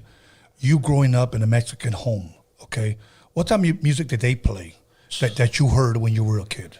man, Rigo Tobar, Rigo Los Tobar. Muecas, Terrícolas, Pasteles Verdes, Los Tigres del Norte. Casi no escuchaban banda, like not really in the banda. Right. But there was like the old music, the ones that I used to tell her, Mom, turn that off. I don't want to hear that shit. Come on, Mom. Right. And then now I listen to it. Now I sing them. I sing those type of music now, and sometimes I sing to her all the time. Would you say that growing up and then playing that music around you is pretty much what molded you to become the artist that you are right now? Do you think it had some type of impact? For the most part, yeah. Okay. But then my family, every Christmas and stuff like that, they will sing. Like all my tios play the guitarras. Okay. And they used to like be all the way to like 6 in the morning, 7 in the morning, just playing the guitarras and corridos and stuff like that. And Right. I would see my uncle sing and stuff, and I would sing with them. I was little and I would sing with them. Right. And then all of a sudden, just I don't know how the deep voice for the mariachi came. Just one day in the shower, I think, and I heard. Always in the shower. Yeah, huh? I was in the shower, and Ahí encuerado. ahí, pero no tanto, no. Yeah. Okay, Pero okay. it was something unique, Right. And now I like to do it, like ahora. Right. And then all of a sudden one day, I have a friend que se llama Gumby. Okay. He was a rapper, here and there. And so one day we go to Bristol, Santana. We were cruising. And he stopped the traffic, got the camera, and they started like rapping right then. And I saw the movimiento, and they were like, damn, these fools are badass, Right. Those are fireworks, by the way. Yeah, they sound like, damn. No, aquí los Ando en tweakers, Iraq. it's 4th of July. They celebrate their freedom all the time. So don't worry about it. Yeah. So go ahead, go. Yeah, so, what was I saying? I forgot. No, you know what? Yeah, Bagumbi, right? Yeah, I was just, so I was like, damn, how do you like put the words together, Right. So one day in the restaurant again, ba ba ba ba ba ba, I put a beat on and la la la. I just started listening to Lighter Shade of Brown. Oh, shout outs to ODM, man. This weekend I had a good weekend with that guy. Awesome. And I sang for him too, but that's Oh, as a matter of fact, you're right. I saw a video. Oh yeah. Yeah, I saw a video. I interviewed him here too. Did a lot of shows with him in the early 90s. Damn. With him, rest in peace, Bobby. Yeah, good dudes, man. Oh yeah, man. He loved it. Yeah. He loved it, man. And you know who heard it too, man? ¿Quién? The Two Live crew. Okay. I was singing to ODM, right? Were you here in Long Beach? Yeah, I was right there in Long Beach. Okay. Yeah, I was helping my boy Pamps. Okay. He was shooting the video, So I was just helping him, taking the pictures. That's how I got on. I got inside, and then I started talking, And then all of a sudden, my manager tells me, he's like, "Hey, bro, you want to sing to them live?" I was like, "I don't care. Let's do it." On stage? No, just right there in just the parking lot when we went to the car already. Okay. Yeah, so we get there, and he's like, "Hey, my boy could sing this and that mariachi," and the other fools are like, "No, he can't, and put the little beat on the phone, and I sang. Then they started recording me, and then the two guys from Two Live crew, Yeah. he came with these words. He's like, "Damn, man, I don't know what the fuck you're saying, but man, I've been in this 25 years, and trust me, I can recognize talent. Wow, this and that. Give me your information and this and that. Hey, man, I loved it. I loved the way you sang, bro." And I'm like, fuck. And ODM told me, you know what, bro? You got it. He even told me, let's go do a carne asada at my house one day. You go over there and sing with the mariachi, whatever. Hell yeah. So. Hell yeah. That's awesome, man.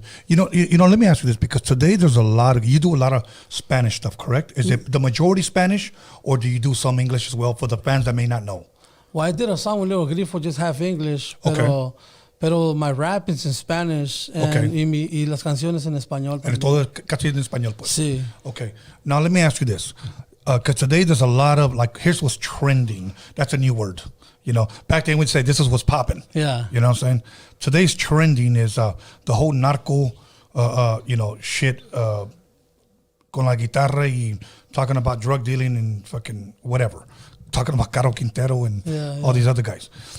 What was the first Spanish, if you can remember, the first Spanish drug dealing song that you can remember? En un carro Gran Marquis iba Rigoberto Campos.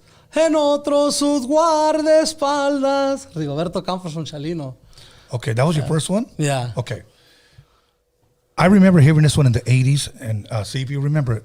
Now, it was from a movie, though, La Banda del Carro Rojo, Los Tigres. Yeah. Los Tigres. That was the first one, and that motherfucker still bumps today. Yeah, la camioneta gris does too. You know what I'm saying? Yeah. So this one's older, but you said that one, Chalino one, was the first one you heard. Yeah. My boy, I'll give him his props. My boy Angel, when Chalino passed away, he had already been a fan, but he started playing. This dude just gotten killed. I think it was early 90, 91, 92 or something like that. And he started playing me his CDs. He had a whole bunch of shit. He's the one that introduced me to Chalino real early. But I didn't hear about him until after, he had passed away. Did you think, now I know it's going to be a controversial question. I don't want Chalino lovers to get mad at me or get mad at you. But when you first heard Chalino, did you think he could sing? Yeah. Really? Yeah. Okay, there was a lot of people that said, ese cabrón no sabe cómo cantar, la vocecita que tiene ese puto. They used to say shit like that, but after a while they said it grew on them because they listened to it so much. Es que mucha gente, les voy a decir algo, mucha gente escucha mi música también, la que escribo en el rap. Yeah. Hay mucha gente que no la quiere escuchar porque escuchan el beat, porque escuchan lo que quieren escuchar. Sí. Pero cuando ellos en realidad se pueden escuchar en la lírica, the lyrics that I'm saying, right. It's about real life, Okay. So, Chalino Sánchez, cuando gritaba, no desafinaba nada. Él tenía su manera, su voz. Yeah. Como Juan Gabriel, como Vicente, como Rigo Tobar.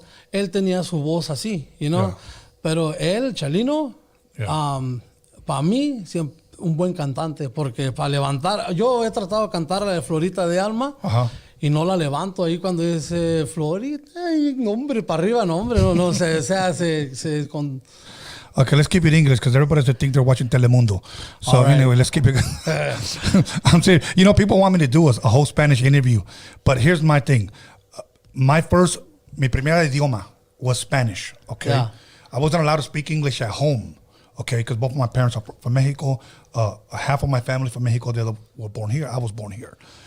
So.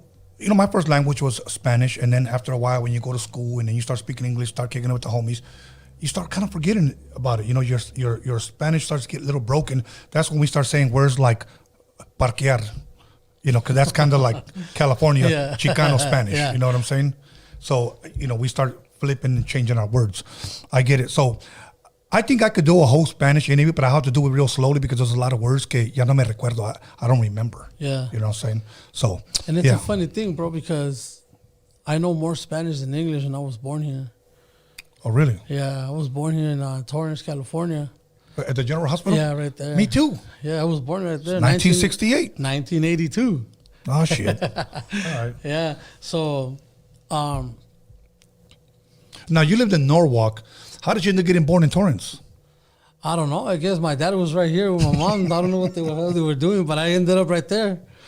Okay. But as soon as I got out of the hospital, my mom, when it was time to go home, straight to Norwalk.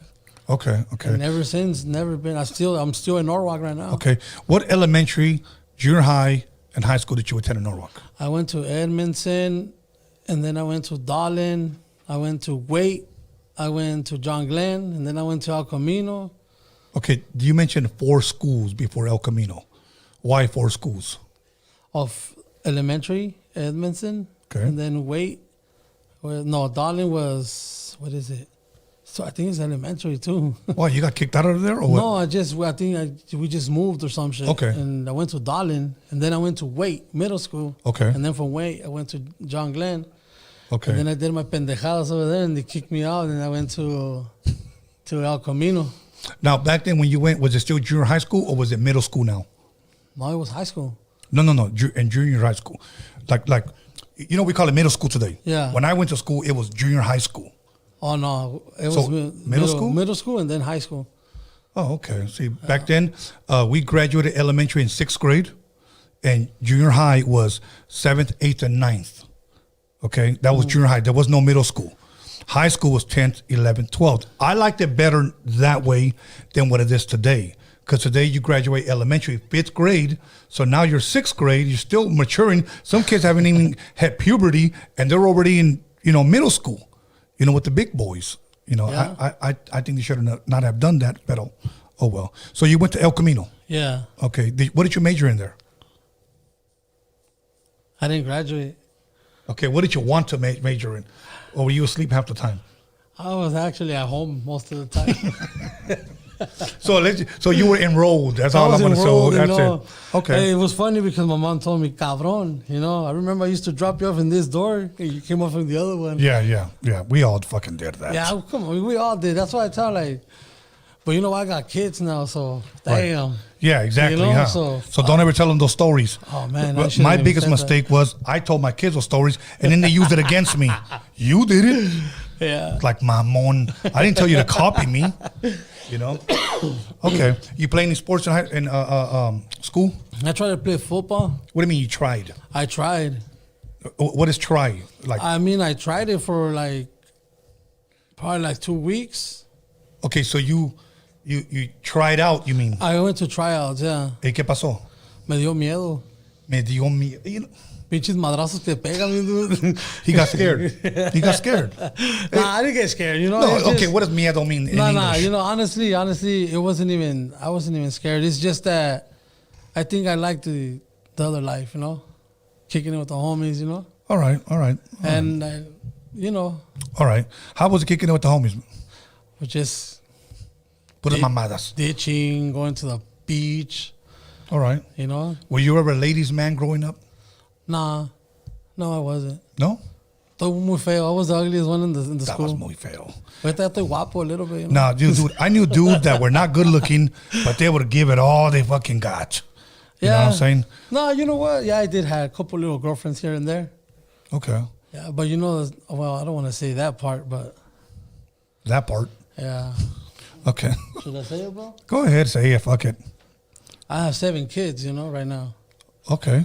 So you're like pretty much, see, you know what to say about us Mexicans? That we're rabbits. Somos conejos. You know what I'm saying?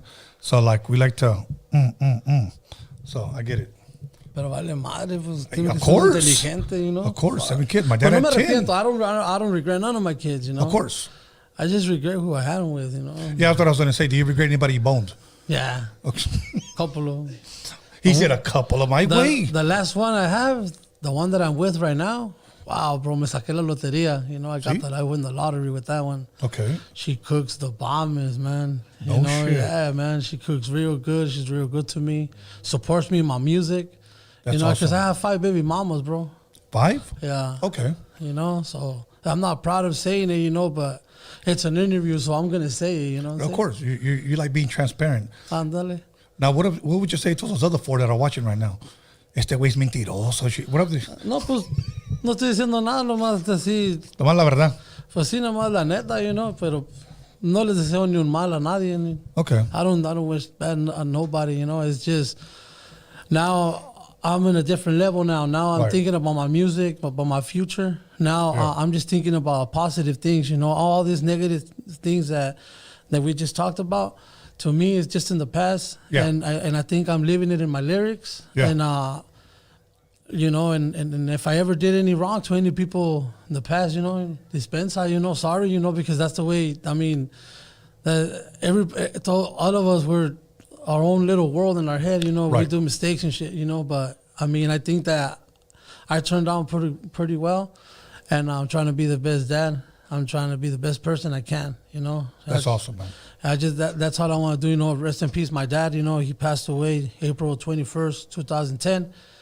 You know, and I love my mom very much, Rebecca Amador. You know, she's my mama, and then my daughter Michaela. You know, all my kids, man. Jesse Anthony, Jesse Daniel, Michaela, Romina, Hezekiah, Isaiah, and then my newborn baby, Alina.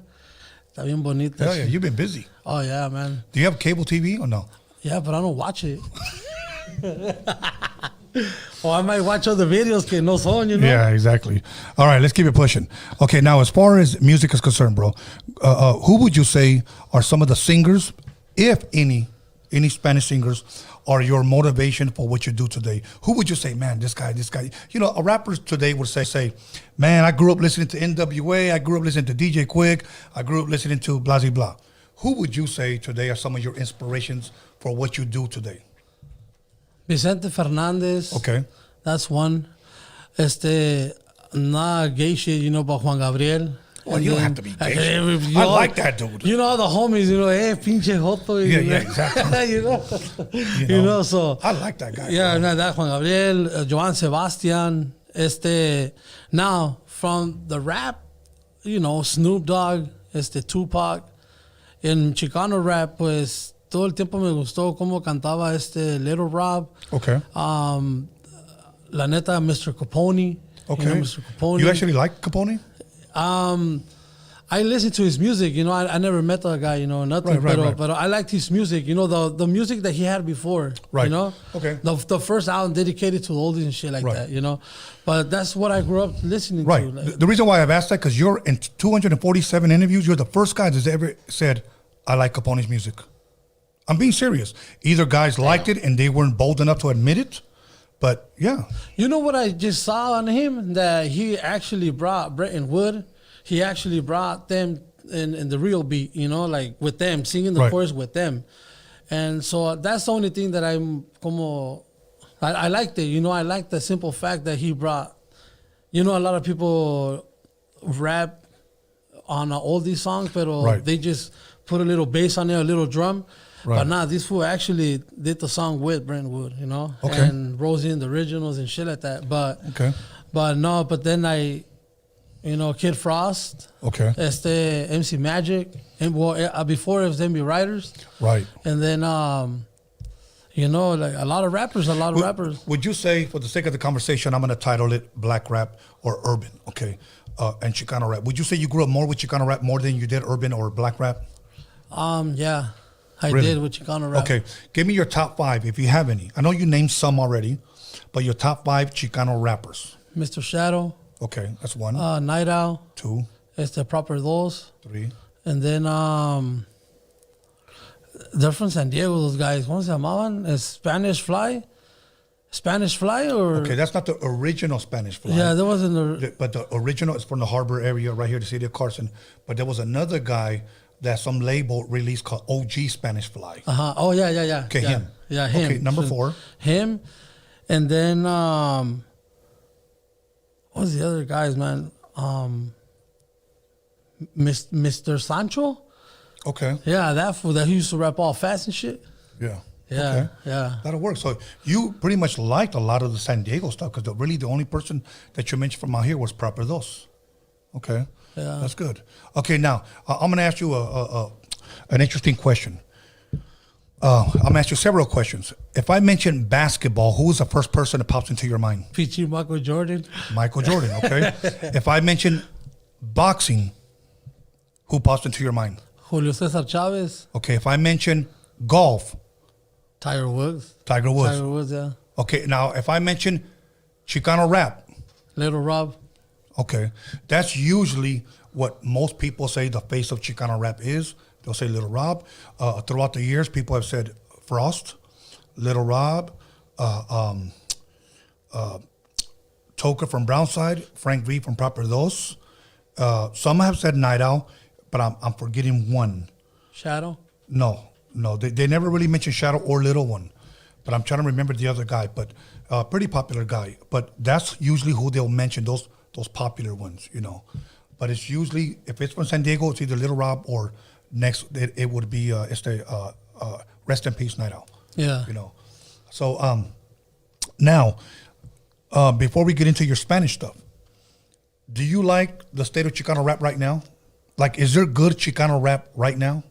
I don't even see Chicano rap anymore. I see it more like hip hop. It's just Mexican hip hop. Okay. Porque Chicano rap, yeah, it was like, the songs like before Spanglish and all that stuff, Right. Now it's unique, man. I was actually at a studio, and I was right there with Trouble Kid. Okay. Shout out to Trouble Kid, shout out to Cujo the Savage. Yeah. Fam First, the homie Stevie. Wow, bro. It's very professional, very nice person, man. Real good people over there. I was Right. with Little Grifo over there with Trouble Kid. They put me on the spot, bro. Like, how did they put you on the spot? Trouble P or something like that. It's a homie right there. I met him at his first day. I met him. If I fucked up his name, sorry, I but believe that I interviewed him here as well. yeah, I met him. He was And everybody was very respectful, you know. Yeah.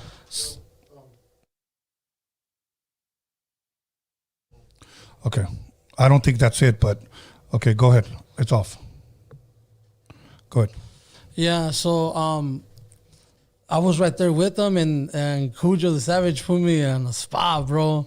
How was that? Because I was walking in with Pam's and him and my homeboy right here. I was walking in, and Pam said like, "Oh, you know, this vato can sing too. You know, he's a singer. He's my artist." And Cujo was like, "Your artist? What do you sing, bro? What are you singing?" I'm like, "Oh, I sing mariachi and little Spanish rap, you know, Mexican rap." And he's like, "What the hell? Put a beat on for these fools." So everybody was listening, so they put a mariachi beat, Hermoso Cariño. And I was singing it, and I saw their faces. I saw Trouble Kid's face, and I saw everybody else's faces.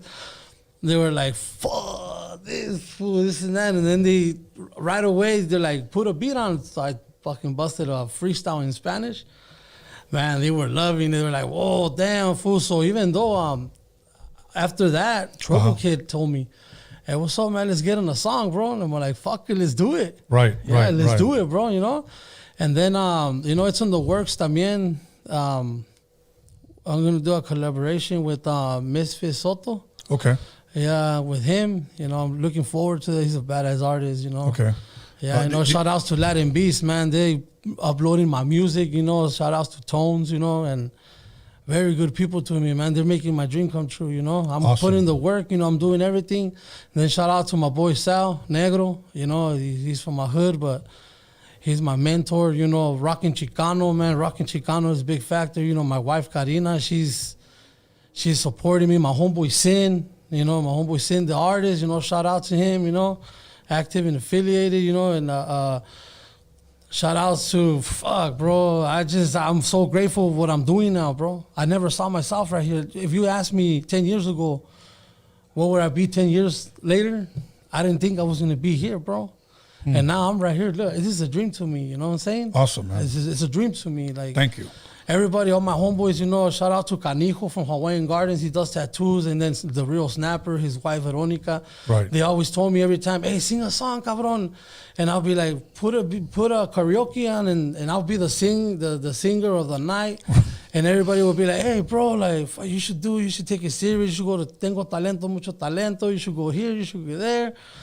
But I never thought that I was going to do this, bro. And now that I'm doing it, bro, that I'm doing it and they see me, they're probably watching right now. Yeah. And honestly, like, I'm fucking happy, bro. Like, awesome. Honestly, I'm very, very, I'm very nervous. You know, I'm sorry. You know, I'm very nervous. It's my first time, but I'm going to be honest with you, bro. I think I haven't accomplished my dream. But you're on your way. I'm on my way, bro. Awesome. You know what? Let me say this, man. First of all, I want to tell you thank you for showing gratitude, man, that you're here, because this is a platform that shines light on up-and-coming artists, especially Raza, okay? I just wish that a lot more artists were grateful like you, because there's a lot of artists that contact me, and this is just the truth. I don't even care. I'm going to just say I don't give a fuck if they're listening. They come with a sense of entitlement, like almost like I should be kissing their ass to interview them. You know, look, I hadn't even started drinking yet, okay? You line up the majority, if not 98% of all Chicano rappers, and I have more history than all of them. I don't go around bragging about that, bro. You know, you could trace back my history to 1987, before the majority of these guys were ever born. I don't say that braggingly, but I think sometimes some people need to be reminded, okay, that, and I say this respectfully, and I'm not saying this towards you, because obviously you showed your gratitude, but some people need to realize, for you to fuck with me, bro, it's a privilege. You know, it's a privilege, because I don't have to accept your music. You know, I could be a dickhead and charge people. Never once did I ever charge. How much did I charge you for this interview? Nothing. Absolutely nothing. But I'm promoting you. I'm shining light on you. And I want to see you win. Thank you. And I want to see everybody else win. But when you come to this platform, you know, con tus mamaditas, bro, te voy a mandar a la verga. That's the way it is. Yes. So that's a message for somebody out there. But I've only turned down 3 dudes that try to come at me crazy, bro. You know, and they're social media bangers. But anyways, here's what we're going to do. We're going to go ahead and take a 10-minute break. We're going to come back. I know one of your boys trajo la guitarra, right? Yeah. You going to sing? Are we going to sing a song that we did already? You're going to sing a song that you never heard before. Okay. Well, I actually want to sing one with the guitarra. But look, man, before we go to the break, we brought you a little regalo, compa. En las palabras de Luis de Alba, ay, güey. Fuck. Look at that shit. Fuck, I don't know if I should pop this motherfucker open because it'll probably be... Okay, I'm going to pop it open. All right. All right, everybody, we'll be back. I'm going to go get some shot glasses. Stay tuned. We'll be back 10 minutes. Don't fuck around. Jay Amador's in the motherfucking building. Vamos a sacar la guitarra y a lo mejor la verga. So anyways, so we'll be back. No.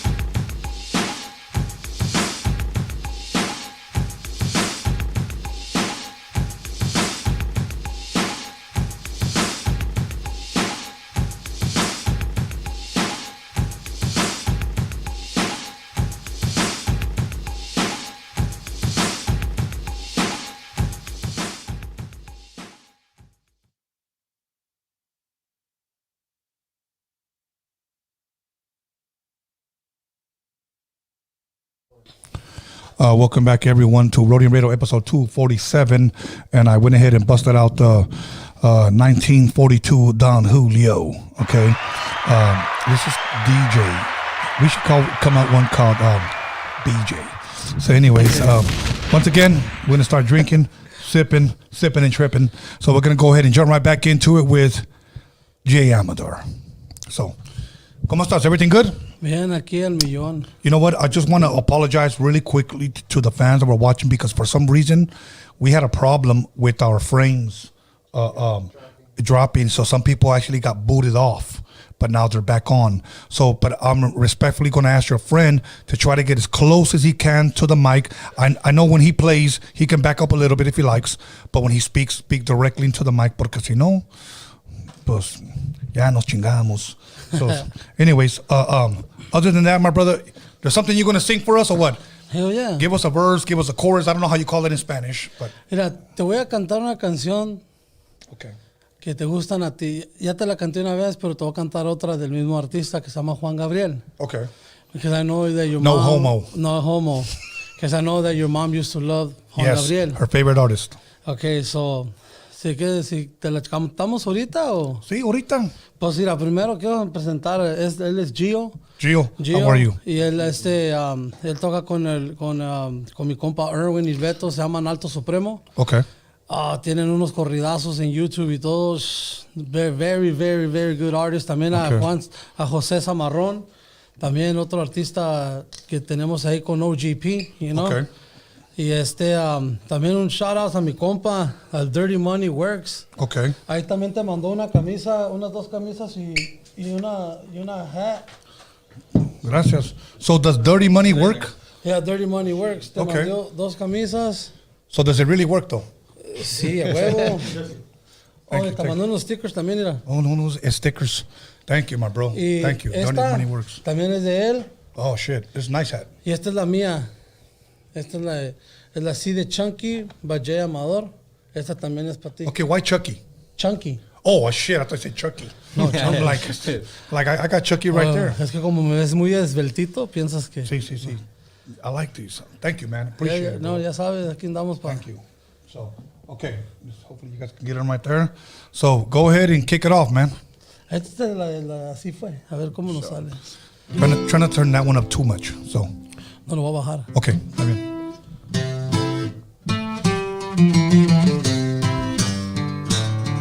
Perdona si te hago llorar. Perdona si te hago sufrir. Pero es que no está en mis manos. Pero es que no está en mis manos.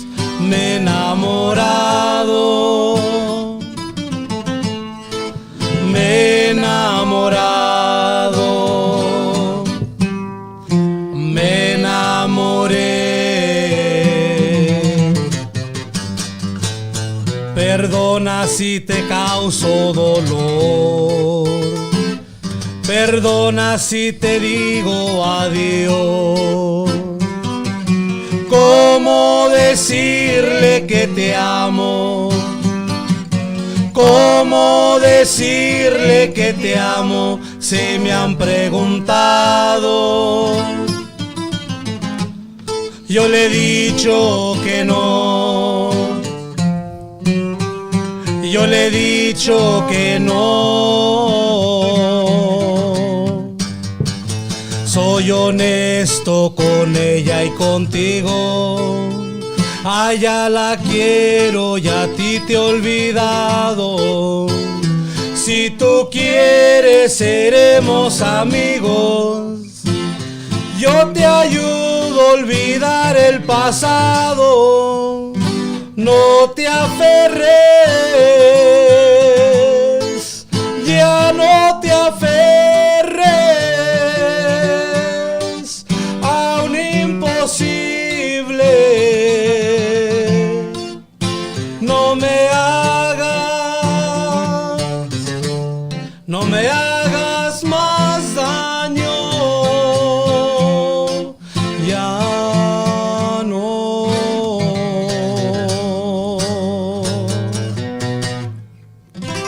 Thank you, bro. Let's give him a hand clap, Alex. Thank you, bro. Greatly appreciate that.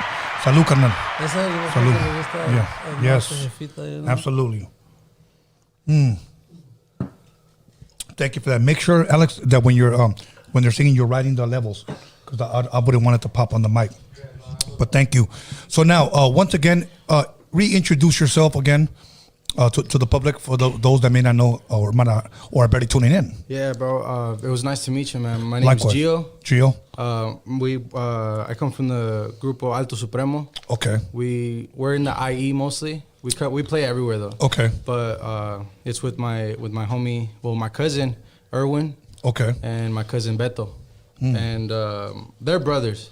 So we started this like 6 years ago, and we met Chunky and like, popped off, working together and everything. You look very young, bro. How old are you, man? I'm 22. I was about to say. Yeah. Yeah. I was about to say that. Okay, and how long have you been playing now? The guitar, almost 7 years. Oh, you've been playing since you were a teenager? Yeah, since I was like 15, 16. You play any other instruments other than that guitar? I play bass, the guitar, the smallest bit of accordion, but that's about it, yeah. Okay, now I'm looking at that guitar, and it's not a regular standard acoustic guitar. What type of guitar is that? It's acoustic electric. It's 12, they call it I forgot how to say it, dolzorera. It's 12 strings. Okay, so it's not an actual regular acoustic guitar. Oh, it is. Yeah, it is. Okay, it is. It's just you can connect it if you. Okay, then why is it that I see acoustic guitars that have thicker strings and less strings? So this is for what I do. It's called requinto. It's like the melody of a song. So like accordion. Okay. That's basically what this is. Just it translated. Okay. Yeah. Show him a little bit about the el manicero, nomás para que veas cómo hace el requinteado.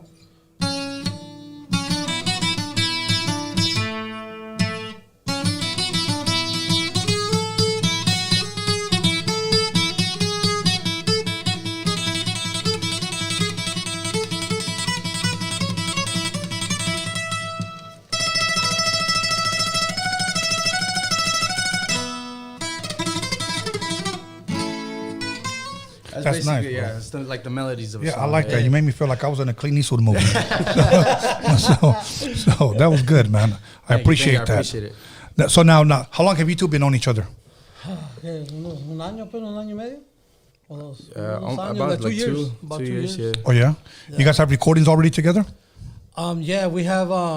We just recorded one last week, no? La de Creo Estar Soñando, and then Gracias Porque Volviste. We got Tennessee Whiskey, my boy. We got Tennessee Whiskey. We did Tennessee Whiskey remix with that. Oh, okay. Yeah. Okay. The video's gonna come out pretty soon.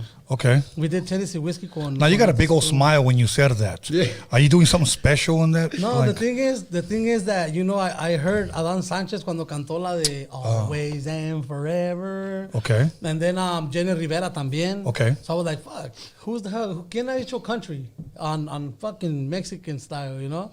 Right. So right. we sing it in English. I sing it in English. Ellos la tocaron, pero it sounds very beautiful, bro. I'm gonna send it to you so you can put it on one day, you know? That's awesome. Yeah, Hell so yeah. we shot the video, and we shot the video at the beach. Okay. They were playing Bonfire, and I was just, you know, singing it. Okay. My manager, Pam, shot it. They were playing Bumpire? No, we were in the Bonfire. We were in the Bonfire, and then this fool was just playing, and I was singing around there. I would say, you guys had a vampire in the movie? All good, man. Okay, I don't speak mucho inglés. You don't speak a little Spanish? All good, man. You know what? Thank you. Thank you for the merch, bro. I greatly appreciate it. Thank you for the hats. Thank you for the stickers. Thank you for the bottle. Pero te quería preguntar, I know it's pretty much self-explanatory, but how did the name Chunky come about? And how long have you had that name? No, es que como cuando before I used to have a 6-pack. Okay. No, I just kidding, bro. Well, he brought a 12-pack. No, man, I have a cage in that motherfucker. Yeah. Nah, you know, Chunky came. I don't know why, you know. I don't know. All right. No me miras ahí. Como dice la Hey, gente. but you know what? There's girls that like chunky guys. Y barbones también. Y barbones también. Pregúntale a mi wife. Yeah, exactly. Dice ella que for her, I'm William Levy. No shit. Yeah, for her, in her eyes, you know. Right. But the other ones, you know, pinche gordito, you know. A mí me dicen el gordo porno. Gordo porno? Ajá. Why porno? Por no cagar.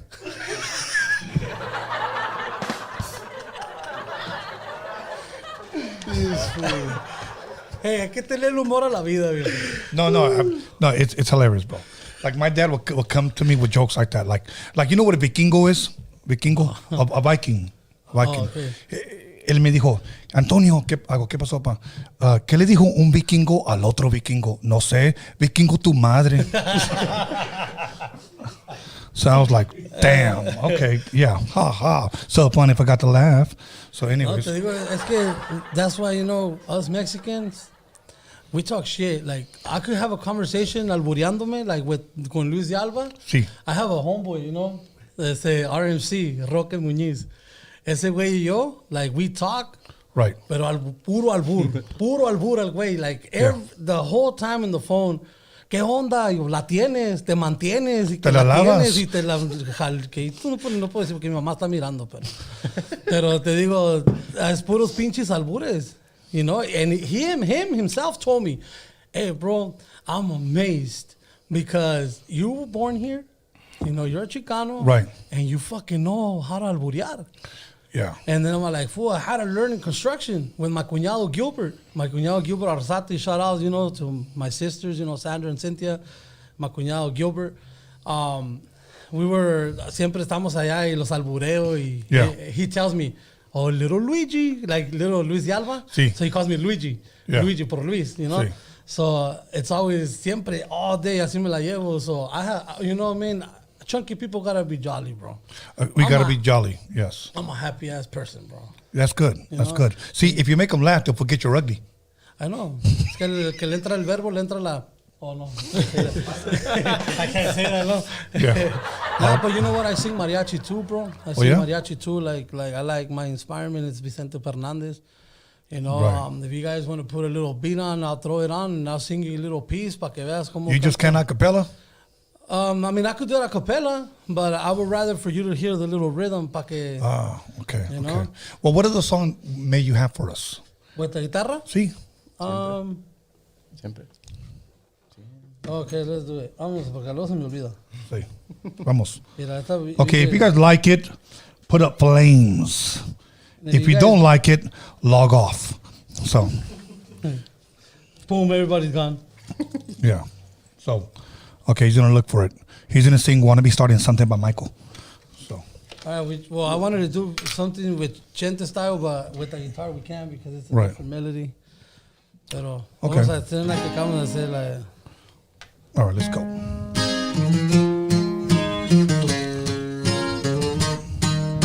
Siempre soñé que tú vendrías a mí y hoy que es así me siento tan feliz. Creo estar soñando cuando tú me besas así. Ay. Todo mi amor lo tienes tú, mi bien, mi corazón. Lo tienes tú también. Creo estar soñando cuando tú me besas así.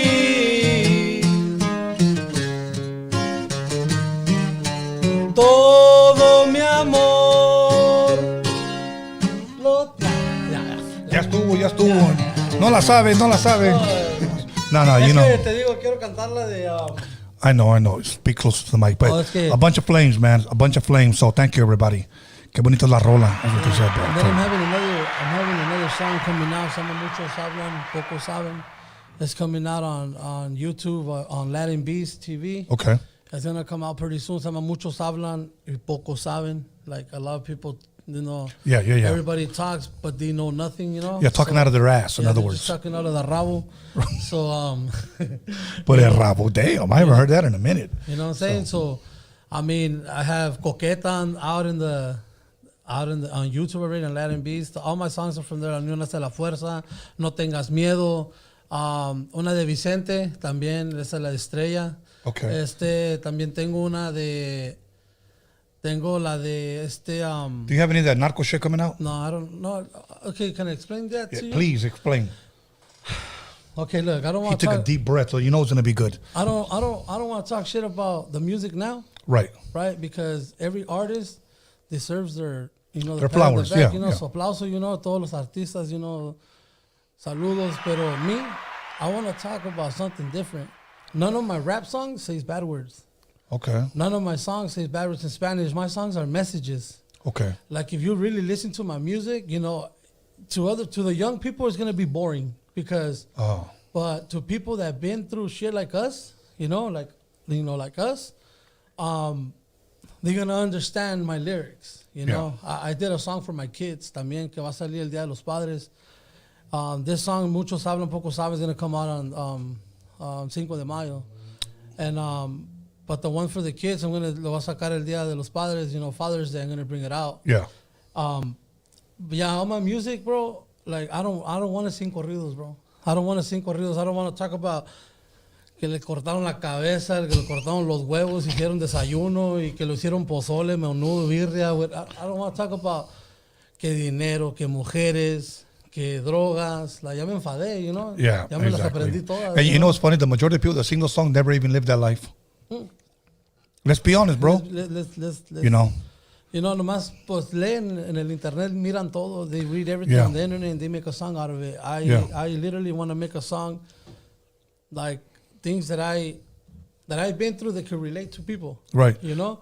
Okay. And you know, it's, you know, tune in, you know, check out my music, people, you know. I'm under J Amador on YouTube, and then on Instagram, I'm J Amador Oficial. You know, I'm barely starting, you know, but this is my dream. It's my dream to be here sitting down with the Tony right here, man. It's just fucking like, I just can't believe it. I know. Well, just know I'm having fun too, okay? Hey, bro. So, yeah. You know what? Awesome. I was nervous at the moment, but now I feel like I'm in the house, you know what I'm saying? Awesome, like, because that tequila kicked in, huh? No, and I don't drink, bro. I don't drink. So right now que llegue a la casa, pinche cintarazos mi vieja me va a pegar. Oh, no shit? I'm going to call you, bro, go pick me up. Okay, cool. I will. Shit, man. I'm big. My girl's short, but, you know, entre más chiquita, más picosa. Ay, güey. Hell yeah. Hell yeah. ¿Así te gusta, nena? No me agarre confianza. Hey, okay. So what are you dropping soon? Are you dropping an EP? I'm dropping right now. Album? I'm going to do an album. Tengo un homenaje a Vicente Fernández. Okay. I'm still working on it. Okay. I'm still going to shoot videos and stuff, but it's coming too. Un homenaje a Vicente Fernández. Okay. I sing like him sometimes. Like I sound like him sometimes, but I don't try to. I'm not trying to imitate him. Right, my voice is just like that. I don't know why. Right. And then I'm having another one, a Spanish rap que se llama Nubes Negras también. It's gonna be my EP, you know. Okay. And I'm going to Houston, Texas, on the 19th to meet up with Online Beats. Shout out to that vato right there. He sent me a couple beats también. También. I'm gonna start networking with him, and then, you know, si Dios quiere, vamos a llegar ahí a Dope House Records con Low G right there. Okay. And, you know, we're working. Estamos trabajando, you know, we're working. I met Fam First, you know, Stevie received us like, you know, I felt like at home, you know. And a ver si pretty soon I'm working. I'm trying to do something with my music, you know. Do you have a name for your album yet? No, not yet. Well, I have one que se llama Nubes Negras. What about Los Verduleros? Nah, nobody knows how to alburear. I'm just joking. You know how to alburear? No. Nada? No.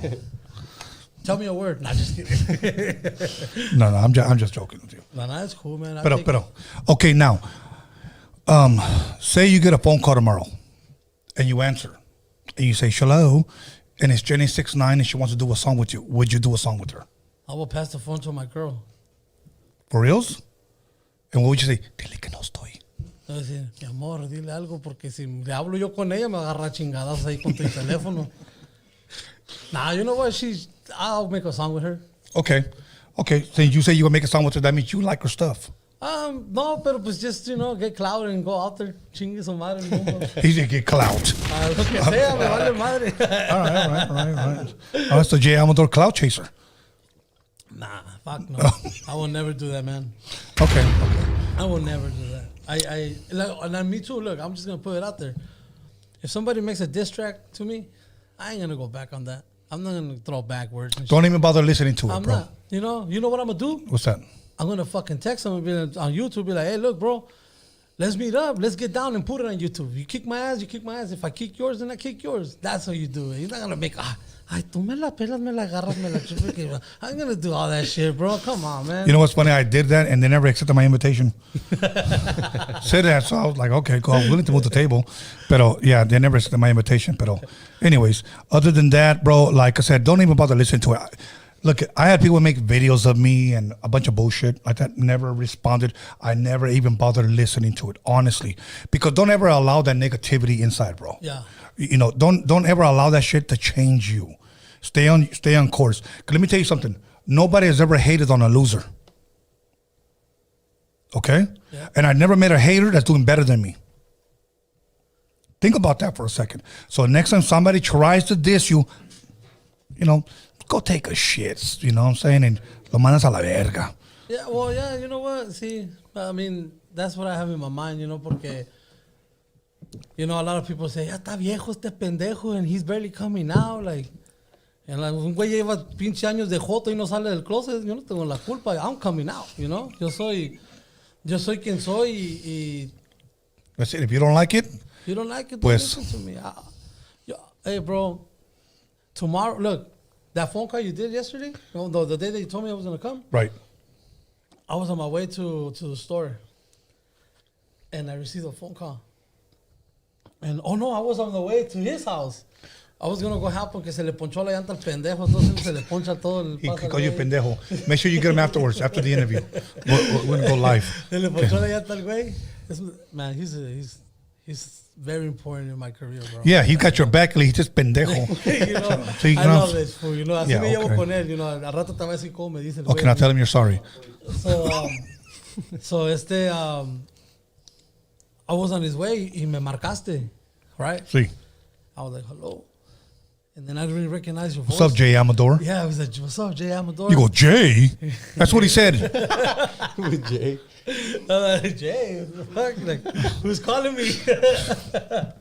So I was like, damn, hello, yeah, blah, blah, blah, blah, whatever. And then, hey, man, I want to squeeze you in. And they la chingada. What the fuck? Like, what? Like, nah, for reals? You're kidding. As soon as we hung up, bro. You jumped for joy and did a backflip. Yeah, cool. Tell him. Like a baby. Oh my God, that's what he So I said. call my wife, babe. So like, ¿Qué, what happened? You know, like, hey, guess what?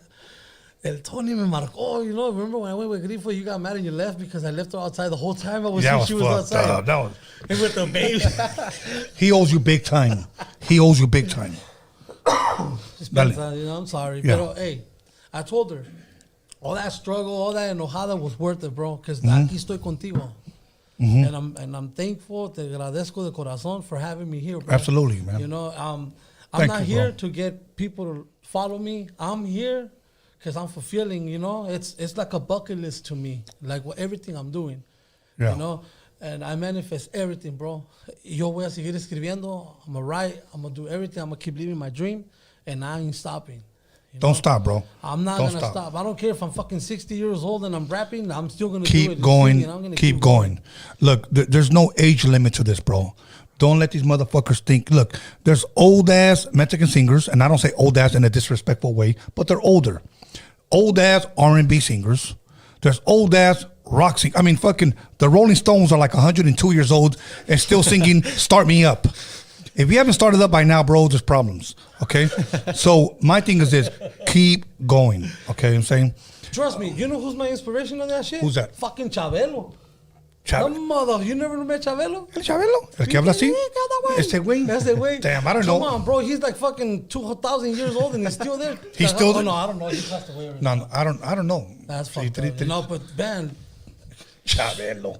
Damn, you're the first guy that ever mentioned Chabelo on this motherfucker. Chabelo, he was old, huh? Pero ya falleció. Yeah, the other day somebody mentioned Cepillín, Cepillín, and rest in peace, Chavo.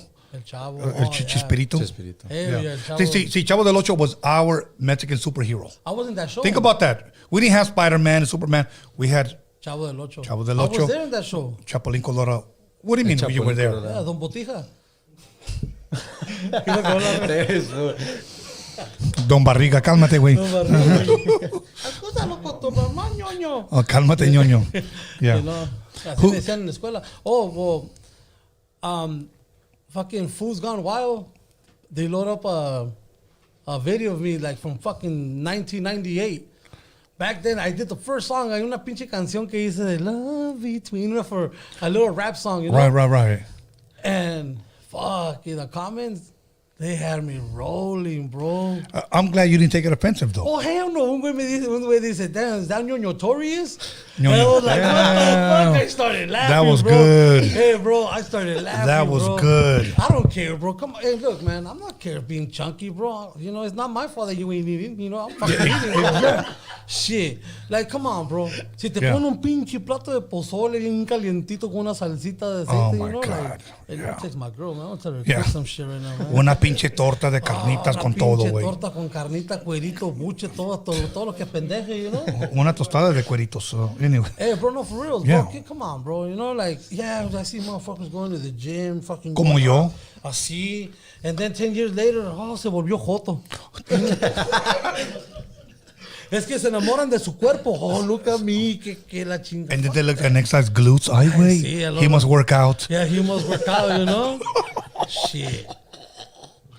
Damn, dude, how many? Look, this is why I don't wish a lot of these rappers to go big, because they go big y luego les gusta las bolas. Yeah. You know what I'm saying? Yeah. You guys know what I mean. That's all I'm going to say, because I don't want to get cut off of YouTube.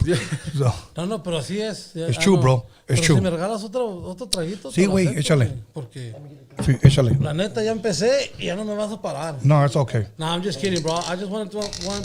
Can you give me one? No, a lot of these dudes, bro, les gusta el chorizo con huevo. You know what I'm saying? Me estoy riendo.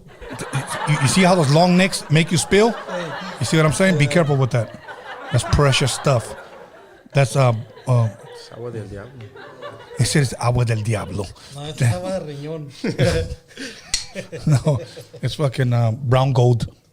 So, anyways, if you guys don't like tequila, pues. Yeah, no, pues te digo, I inspire all the time to, you know, to sing mariachi. O salud para la salud. La salud. Ay, mamá, los kiddies. Hey, bro, there's a lot of fucking dudes that are like, bro, I can't wait to get to the show and drink with you. Well, you know what? Send me your music, short bio, and videos, and you get to come over here and drink with me eventually. So we'll make it happen, bro. Como tú dijiste, you know, I never thought I'll be here, but you're here, bro, sooner than you thought. Because when I talked to you, I said, if you're going to be here, like if somebody didn't cancel, you would have been here like late June, I told you. Yeah. Remember that? I told you? Because that's how far, excuse me, that's how far ahead I am, you know, with my bookings. So that's what I try to do, bro. I don't book week to week. I book month to month. Yeah. So, you know, but we have a lot of great shows coming, man. A lot of great raza coming through, bro. It's a beautiful thing. I had this one dickhead that told me, how many people can you interview, bro? You're going to run out of people. And you know what I told him? What? You know what I told him? So that means we're going to run out of Chicanos? Hell no. Fuck, I interviewed en el lotero. Yeah. La que vende fruta. Oh, I'm sure he's got a beautiful story. People que trabajan en el Home Depot. Oh, saludos al Basuritas. Yeah, exactly. Man, that's my boy, dog. Pinche Yeah. Basuritas. Oh, his name is George. Okay. But we call him Basuritas not because he's trash or ugly looking. None of that. None of that, bro. The thing is that he works. He has a truck. And he's a hard worker, you know. He works. And, Yeah. you know, hace todo su pedo ahí, la chingada. And se para en la Home Depot. You know, y ahí agarro trabajo. Pero Sí. todo el tiempo trae basurita. Pero let me tell you something, bro. That motherfucker right there te trae cosas que necesitas. I bought one of my guitar. My girl bought me the guitar. I'm going to say it like that. Okay. My girl bought me a guitar. The next day, this was like, hey, güey. I'm like, ¿qué onda, güey? What's up? He talks like that. ¿Qué estás haciendo, güey? I'm like, nothing, fool, you know, just right here. Le hace, hey, güey, te agarré una pinche bocina, güey. Nomás tienes que comprar el cable. Y bla, bla, bla. No, fool, ¿lo agarraste de la basura? I said, like, yeah.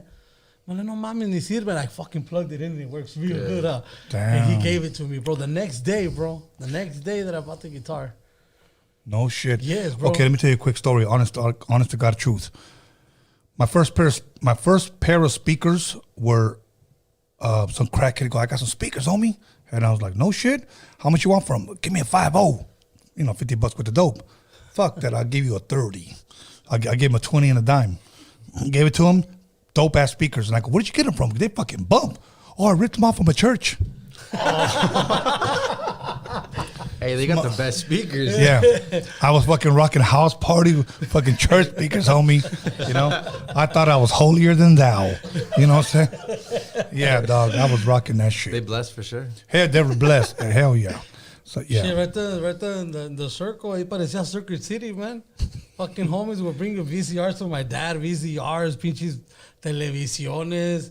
And you know what, bro? Fucking good ass shit. You know, things that fucking probably in 1990, 99, they brought me a plasma, you know. Nah, I'm just kidding. No. But they brought me the good shit, you know. Right. VCR, que un Super Nintendo, you know. Super Nintendo. Remember that shit? Mario Yes, Brothers of course. and shit, like, Hey, you know what's one female that, correct me if I'm wrong, okay?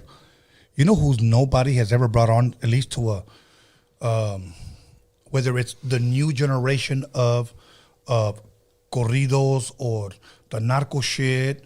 I don't even know if she's even still alive. Iris Chacon. We need to put her in a video. Iris Chacon? Who's that? Yeah. She used to have her own show, bro. Big booty, thick thighs, big ass tolongas. Like, all the one that I remember is the pinche show de Sábado Gigante, pinche Domingo. And nah, you were too busy checking out Don Francisco. So, I was listening to a Chacal. yeah. That fool was bad. Okay, fool. when you get a chance, Google Iris Chacon. Iris Chacon. Iris Chacon, ay, way. She was soft porn. She was soft porn. Yeah. She was twerking before twerking was ever invented. Right. Yes, exactly. Thick thighs, nalgotas, chichonas, everything, bro. Iris Chacon, I'm telling you. Damn, I don't know. Nobody has ever brought her in a fucking video, like straight up, homie. Oh, I bet you my dad was alive. Like, pa, ¿quién es Iris Chacon? Oh, he was like, cálmate, hijo, hasta tu mijo, mamá. Es tu otra mamá, güey. You know what I'm saying? Es tu mamá verdadera, Yeah, güey. exactly, bro.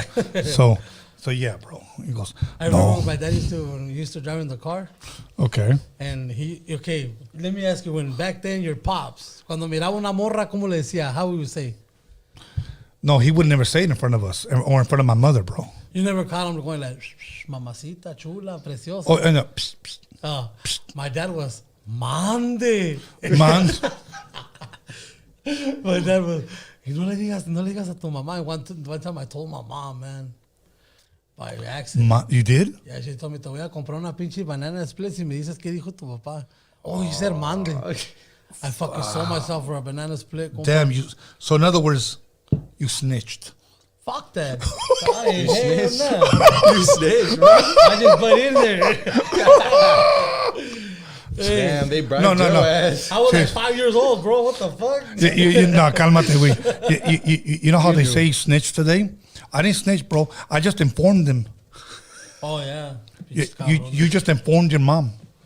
You know. So, wait, I got a banana split out of that shit. Just let her know. Fuck, dog. It's a good trade. Huh, That's a good It's a good trade, yeah. En esa edad, en Ensenada? Hell yeah. Come on, bro. Yeah. Okay. Are you a fan of mariscos? Honestly, no. Okay, let's move on. Anyways. I don't like... Well, look, el pescado frito, Like tilapia. yeah, whatever the fuck, mojarra, whatever the fuck you want to call it.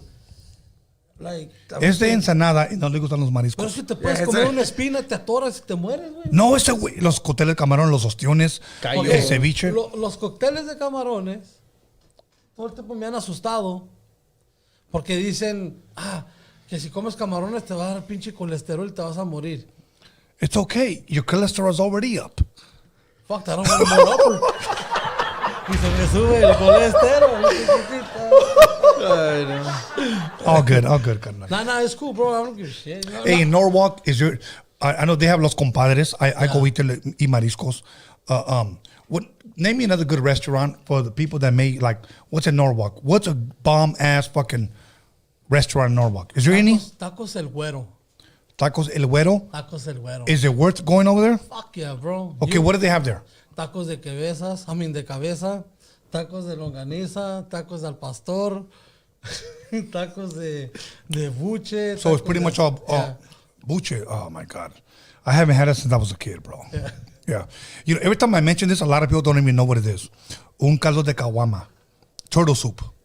Okay, in Ensenada, I ate the caguama. Yes, Yeah. yes, turtle soup. It tastes really good.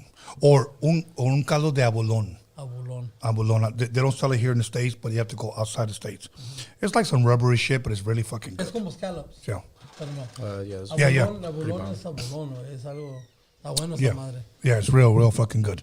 Other than that, Big Dog, when can people expect? Let's inform the people. When can they expect something new from you? I know you just dropped a single. Yeah. Okay, fill us in about that. Who's on it or? Well, I brought Neta.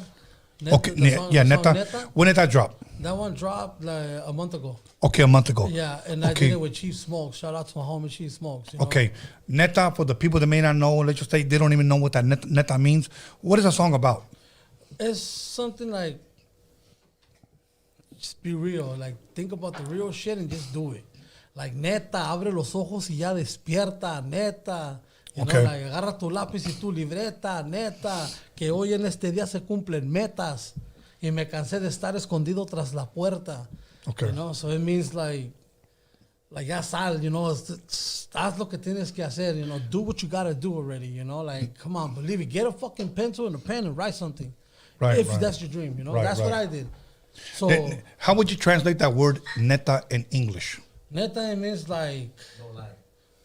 Yeah, like no lie. Okay. Like no lie. Okay. Like straight up. Like straight up. Straight up. Straight up. Maybe in the East Coast it'll be like word. Word. Their word. Yeah. Yeah. What's that? Serio. No, but the homies right here is palabra. Palabra. Palabra. Yeah. ¿Verdad que sí? And then the foods from los que son de allá de Oaxaca y de Puebla. Okay. ¿Verdad que sí, güey? I used to have workers que eran de ahí de oh, man. Okay. So you dropped neta. How was the response on that? A lot of people fuck with it, bro. Okay. that Now message. explain fuck with it. They like it. They Okay. love it, and they you know, congratulate me on it. The reason why I'm asking, because a lot of people, whenever I say, I fuck with you, they're like, you gonna fuck me? No. No. So sometimes they don't understand our slang, bro.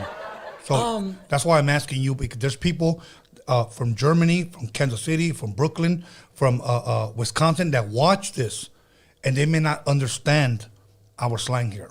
Well, it means like they like my music. Yeah. They hear it and they feel it. They feel my songs. Like you they feel it. Yeah, they like feel it. like I feel your shit. know? Yeah, I feel it. Like, wow, you know, you have a message. You Yeah. have a good message right there, you know? Yeah. Out here, when we say I fuck with it, it's pretty much like I feel Yeah. that shit. I bump that shit. Okay, cool. I like that. Okay, so now moving on. So you just dropped that. What's next for you? What's next for Chunky? For Chunky or for J. Amador? Okay, that's two different people because I see one guy here. So Well, okay. Well, my hood name was Chunky. It's Chunky. okay, Pero my artist name is J. Amador. okay. Pero Chunky, I like it better because you know, I feel like I'm home now, you know? You're Okay. not talking to me like J. Amador, you know? Now it's like Chunky, and I love that shit. Thank you for that. So, the next is the homenaje, and I'm going to be performing on the 28th of May with my boy Sin the artist. He's a Okay. rapper as well. Badass Dope. fucking rapper, man. Dope. Sin the artist, and we're gonna share the stage with MC Magic, with Frankie J, with Amanda Perez, with Kid Frost, with a bunch of good artists. We're gonna be right there. Melamanese, and then we're gonna be in Pomona también on the 14th, right? On the 14th, we're gonna be Yeah. in Pomona también. We're gonna do a show at the big ass car show, you know, with Rocky Awesome. Chicano. The LA Fair, at the LA Fair, we're gonna perform there right there. Awesome. Yeah, so I mean, I'm going to Texas, and then I'm looking forward to make a song with Secan in Santa Fe Clan. It's on the works. Yeah. My manager is getting on that right now, Awesome. and So you do have a manager. yeah, I do Okay. have a manager, OG Pams, the best motherfucker out there, man. Awesome. Okay, let me give him a message, okay? What's the name? OG Pamps? OG Pams. Okay, let me say this. I've been around a long time. I know you have skills, bro. And I'm going to say this to OG Pamps, that J. Amador should not, and I'm not saying, I don't know your business, and I don't want to know your business, should not be doing any free shows. Okay? I would not have you doing free shows. You should be getting at least $1,000 per show. That's just me. If I'm your manager, that's what you get. If people are fucking with you, people like your shit, $1,000, homie. 15 minutes. That's it. Anything more than that, then you pay more. That's just me. I know this fucking business. I know how it fucking runs. Now, you said MC Magic. You were gonna perform. What are the artists you said? You said MC Magic and who else? Frankie J, Baby Frankie Bash. J, Baby Bash.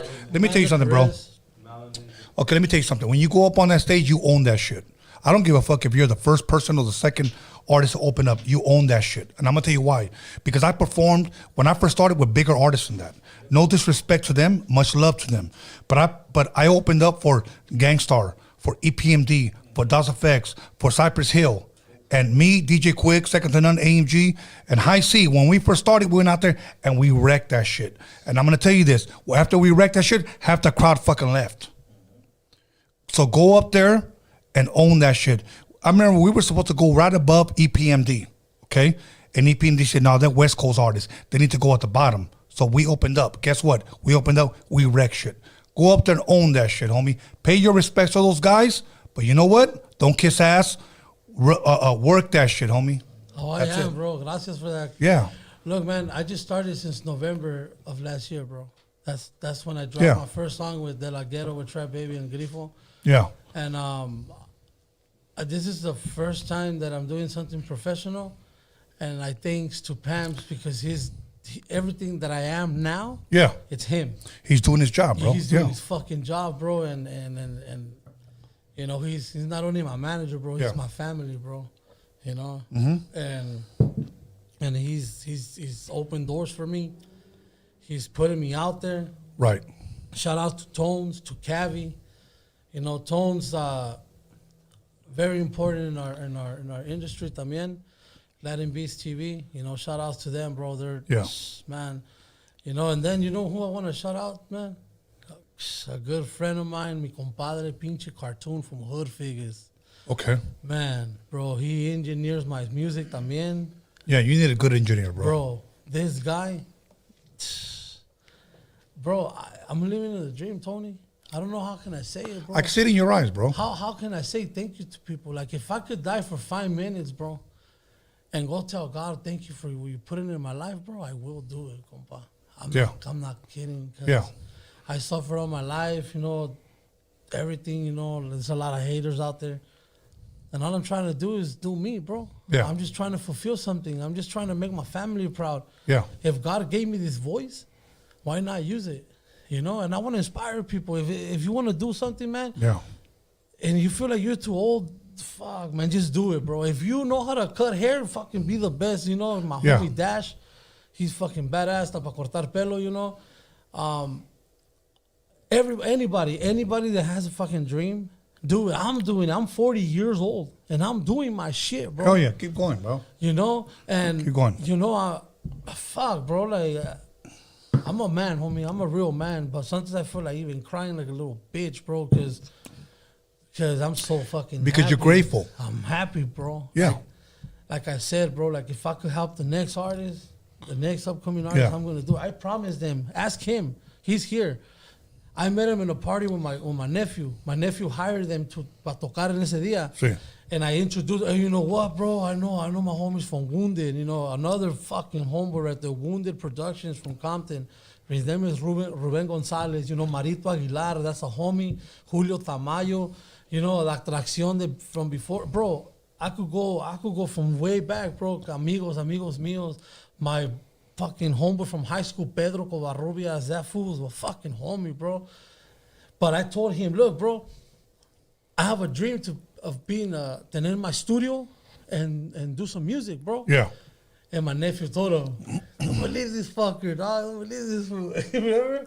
But that's how my nephew, I love my nephew. Of course. That's the way we play around, you know. But these fools took me like they took it serious. Right. Even my nephew Danny Fates was fucking around. He was just fucking around. They took it serious. Right. So one day I called them, hey bro, I have a studio now. Right. The cheapest stuff, man, that you could buy at fucking Guitar Center, bro. Yeah. But then an Apollo came in And then a new Neumann fucking microphone, a big Neumann. that fucking expensive one. Yeah. I have that. I have Pro Tools full version. And then they started recording their hits with me. In my studio, but with a different engineer. I don't know how to engineer. So, and what do you say now? Then when I tell you, it's crazy, bro. It's crazy. We were just talking about it outside. Like, it's crazy seeing him doing this shit. And right. He told us, like, we're going to be something. He's all like, you guys are coming up with me. I was like, well, let's see it. We would go to gigs. Right. They have a hella, like, old heads telling us, I know this. I can hook you up with this. So at that party, like, no disrespect, he was just another, like, dude just talking shit. Like, I could get you this. I could do this for you, this and that. And then he hits us up. It's like, hey, come through. Let's do this shit. And from there, just... Yeah. I'm going to share this story, and then we'll give a shout-outs. We're good? Yes, okay. Sir. Unless you got another song, okay? But I heard this story a long time ago, and it reminded me of what you said. You said they're going to come up with me, okay? This multimillionaire, if not a billionaire, said this. He said, it's lonely at the top. It's lonely at the top. So somebody asked him, why is it lonely? And he said this, because I never brought anyone with me. Think about that, okay? You can have everything, bro, and at the same time, have nothing. Yeah. Okay? Yeah. So one thing that I've learned, that money does not make you happy. Money's a necessity. We need money to pay our bills, take care of our family, to leave to our children when we're long gone, but it does not bring happiness, okay? Okay? Happiness... Like, to me, if somebody said, Tony, are you rich? Yes. You know why? Because I have my family. I got, beautiful children. I have my home. I have my beautiful grandbabies. I consider myself rich. Everything else is just cherry on top. Bro. So for me to bless other artists with an opportunity to shine, that's a blessing, bro. That's what he did with us. Yeah. And we Tony, appreciate it. Listen to my music. Yeah. Because everything you just said right now, I just put in a new song that I'm bringing out. And half of what you said, it's in another song that is barely coming out. What you just said right now, bro. What you just said right now about your family. Yeah. Everything that you just said, bro. Yeah. La unión hace la fuerza. Listen to my lyrics, compa. Because you know what? You're going to relate to that shit. Right now, everything you said, right or wrong, everything you just said, bro, awesome. I wrote it on a fucking song. Okay. And you know what, Tony? I'm going to see you, bro. I'm going to see you up there. We're going to be on top, compa. Hell yeah. We're going to be on top, bro. Here's what we're going to do. Here's how we're going to close, okay? And I want you to do this for me, si se puede, okay? I want, you got to look for it. Te lo pido, por favor. Okay. You know it, right? Yeah. Okay. I don't know if you may not know it. At least listen to him sing it. Can you do that for me? Sing it for you? Yeah, sing it for me. Can I put the beat right here? Okay, put a beat for me as long as you can hear it. And then, because if we do it, it'll demonetize this whole shit. All right. Though I don't think it will, but go ahead. Listen to it and give me a verse and a chorus, and then, we'll go from there. So. Well, I don't really usually, remember I told you it's the second time singing it? Right, it's all good. I'm going to try my best, okay? But I really sing something else, Yeah. Yeah, bájale poquito. Yeah, here we go, everybody. This was the song, mijo, that I was telling you about. A poquito más. You got the lyrics right there, right? Yeah. Okay. All right, we're good. This is one of my mom's favorite songs when it came to this artist. Okay. And it's a beautiful. Yeah. I don't really sing it, bro. Yeah. You know? You got this shit, fam. Donde estés hoy siempre, yo te quiero conmigo, necesito cuidado, necesito de ti.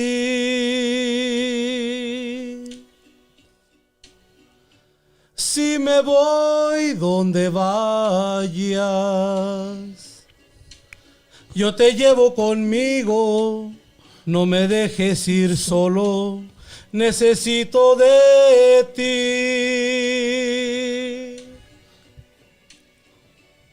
Tú me sabes bien cuidar, tú me sabes bien guiar, todo lo haces muy bien tú, ser muy buena es tu virtud. ¿Cómo te puedo pagar todo lo que haces por mí? Todo lo feliz que soy, todo este inmenso amor. Solamente con mi vida, mi vida, te la doy. Pero no me dejes nunca, nunca, nunca. Te lo pido por favor. Yo, that was beautiful, man. Let's give him a hand clap. Sure. That was beautiful, man. Thank you, bro. Thank you, man. Damn. Yeah. So, bro, I was about to start fucking crying, homie. Yeah, cálmate, güey. I was about to hug you and kiss you. But anyways. I'm married. Keep going. Yeah. Hey, give me another shot, compa. Pero ustedes sírvanmelo. No, Ustedes sírvanmelo. I'm gonna fucking spill it, homie. He's gonna spill it. Don't fucking move it, okay? Ya, no te Okay, vayas okay. a... Fuck. Shit. Bueno. Might as well. You want another one, bro? Yes, sir. Okay, Please. here we go. Appreciate it. Here you go. You guys get a preview of Drinking with the Wizard before tomorrow. Woo. Oh, shit. That shit was fucking beautiful, bro. Thank you, man. Thank you, bro. And I'm speechless. Pero anyways, other than that, bro, anything that you want to promote, anything that I didn't ask you, bro, anything you want to share, anything, bro, go ahead. Just follow J. Amador Oficial. Sí. I'm just trying to entertain you. I'm just trying to make you, listen to music and so you can dedicate it to the next person. I want to send the shout outs to, again, Tones from Latin Beast, my homie Sal Negro from Norwalk, Rockin' Chicano, Alto Supremo, Cartoon, OG Pamps, my wife Karina, my mom Rebecca, all my kids, Sin the artist, my bro, he's right here with me right now. He talked shit to me before. He's like, fool, you better do something with your fucking rap, homie. As he should. And I'm like, I am, bro. Like, give me some time. As he should. Fuck, fool. And you know what? How do you feel now, homie? I'm proud of you. Thank you, bro. Appreciate that. And you know what, man? I want to shout out, Fam First, Trouble Kid, Little Grifo, Stevie, Savage, Cujo, fucking that was funny as fuck, bro. Yeah. Cujo the Savage. Yeah, Cujo the Savage. If he was from Europe, he'd be Cujo the Savage. The Savage. That fucker's funny. My fool put me on the spot. Canta, güey. Hermoso cariño. And I was like, okay, bro, you want me to sing that? He's like, fool, sing Mujeres Divinas. So I'm like, hablando de mujeres y traiciones, se fueron consumiendo las botellas, pidieron que cantara mis canciones y yo canté unas dos en contra de ellas. And the fool was like, what the fuck?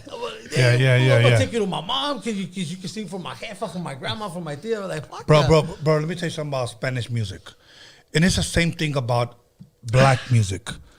Is that one thing that we have in common, that we, not only do we sing from the heart, but we sing with passion. Yeah. Passion, bro. And I think that's what today's music lacks, is passion. So if you could bring that back, bring that back. Think about this. You got groups like Al Green, Marvin Gaye, Mary Wells, Brent Wood, sing with passion. Songs that were done in the 50s, 60s, still alive today. Yes. Okay? So today, we got Juan Carabiel, Vicente Fernandez, okay? Just J. Amador. J. Amador. Countless of artists that sing with passion, okay?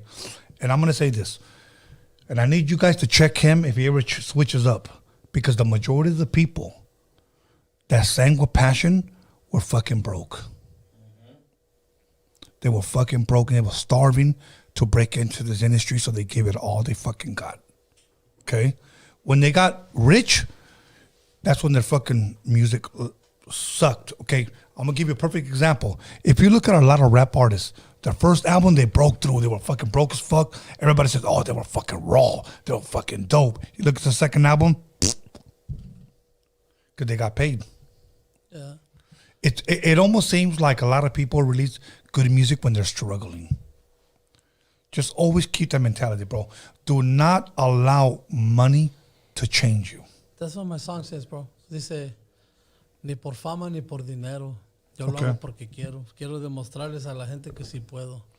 You know, so... Ni plata ni plomo. Ni plata, ni plomo, ni dinero, nada. Lo único que quiero es ser el más perro.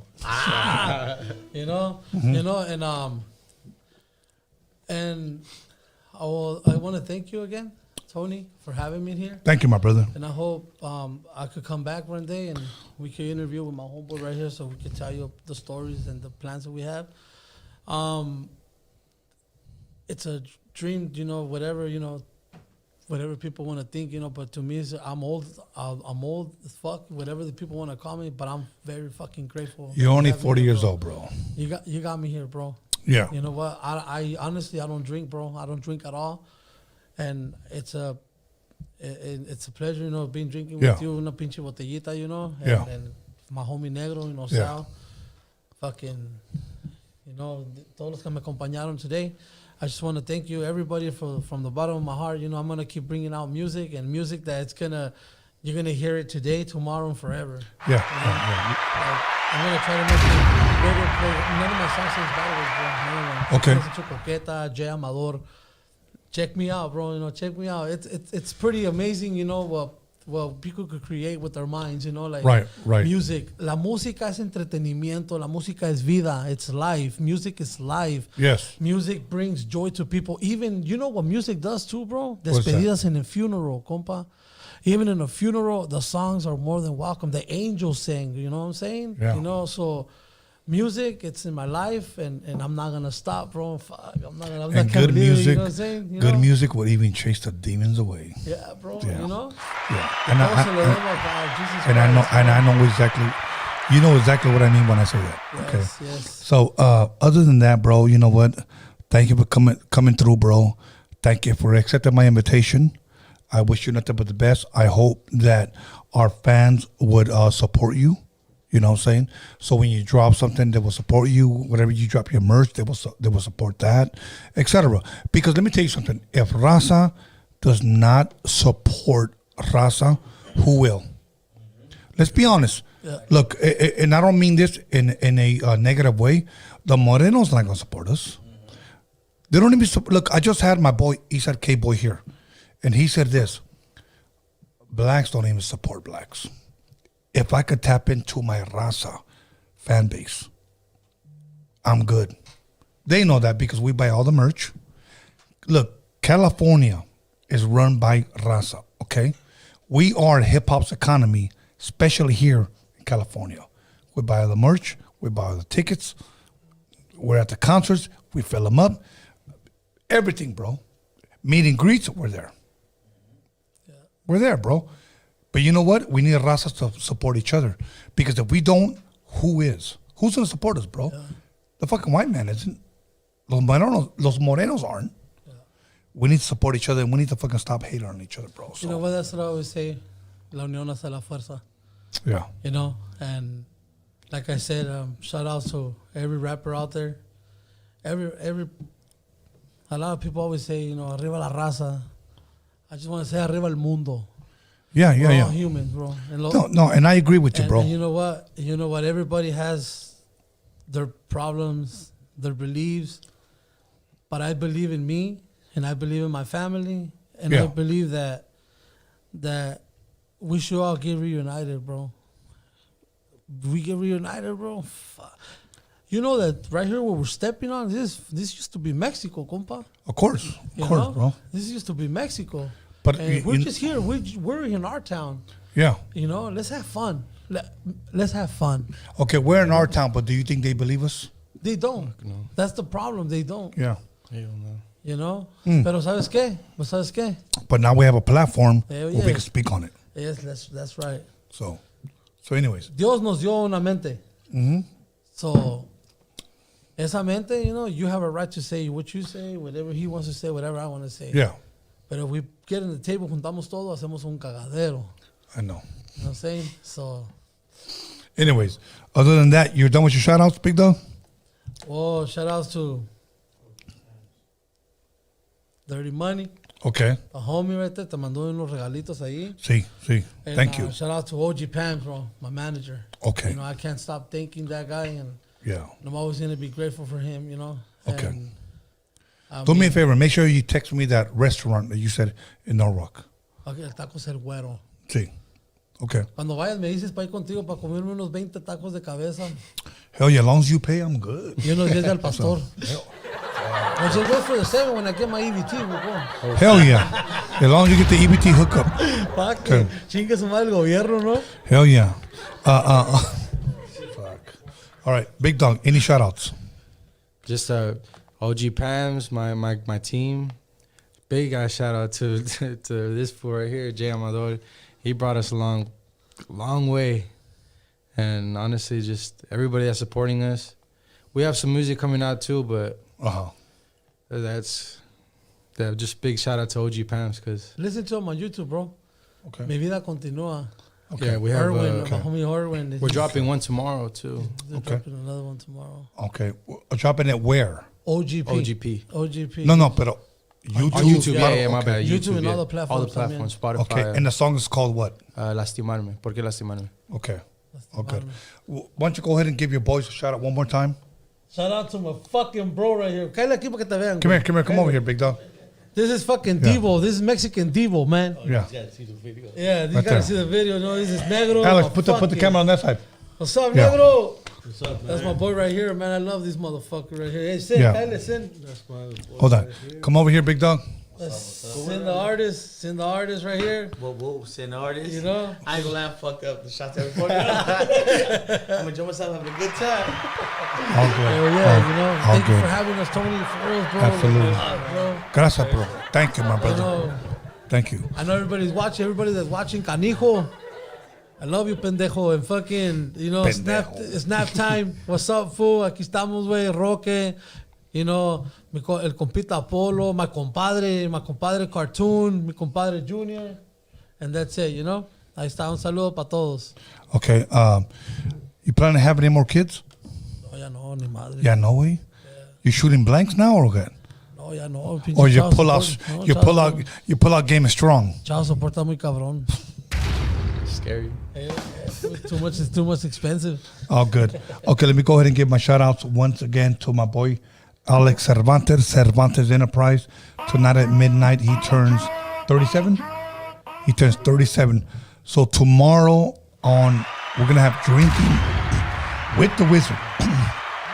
He's gonna be one of my guests. Wait for that flyer tomorrow morning.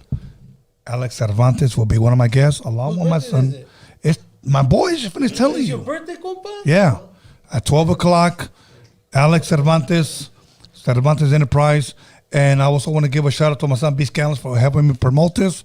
I also want to give a shout out to Norbert for helping me promote this. Also, I want to give a shout out to the Hip Hop Jedi for helping me promote this, helping me keep this show running. And other than that, want to say, well, I can't close the show without saying fuck Miss Pac-Man, but she already knows that. Yeah.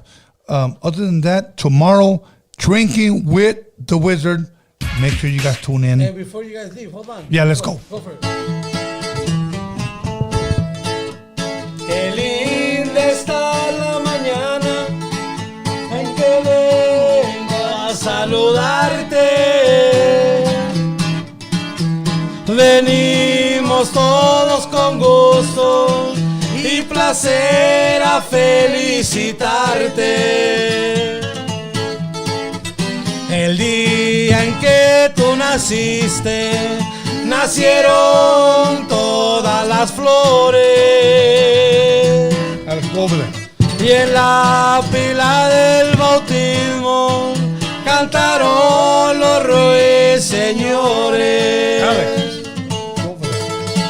ya viene amaneciendo y a la luz del día nos dio. Levántate de mañana, mira que ya amaneció.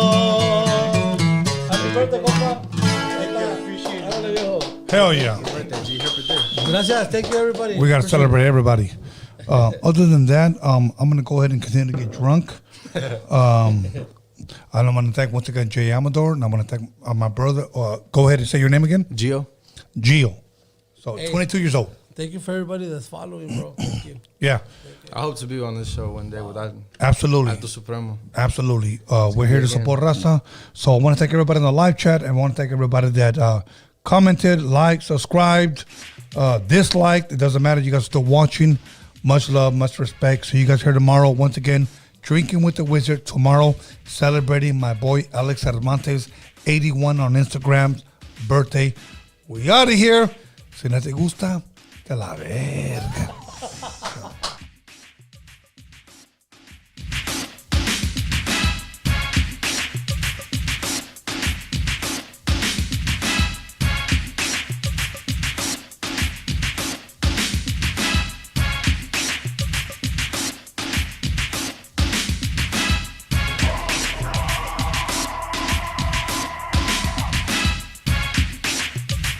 Real trap shit.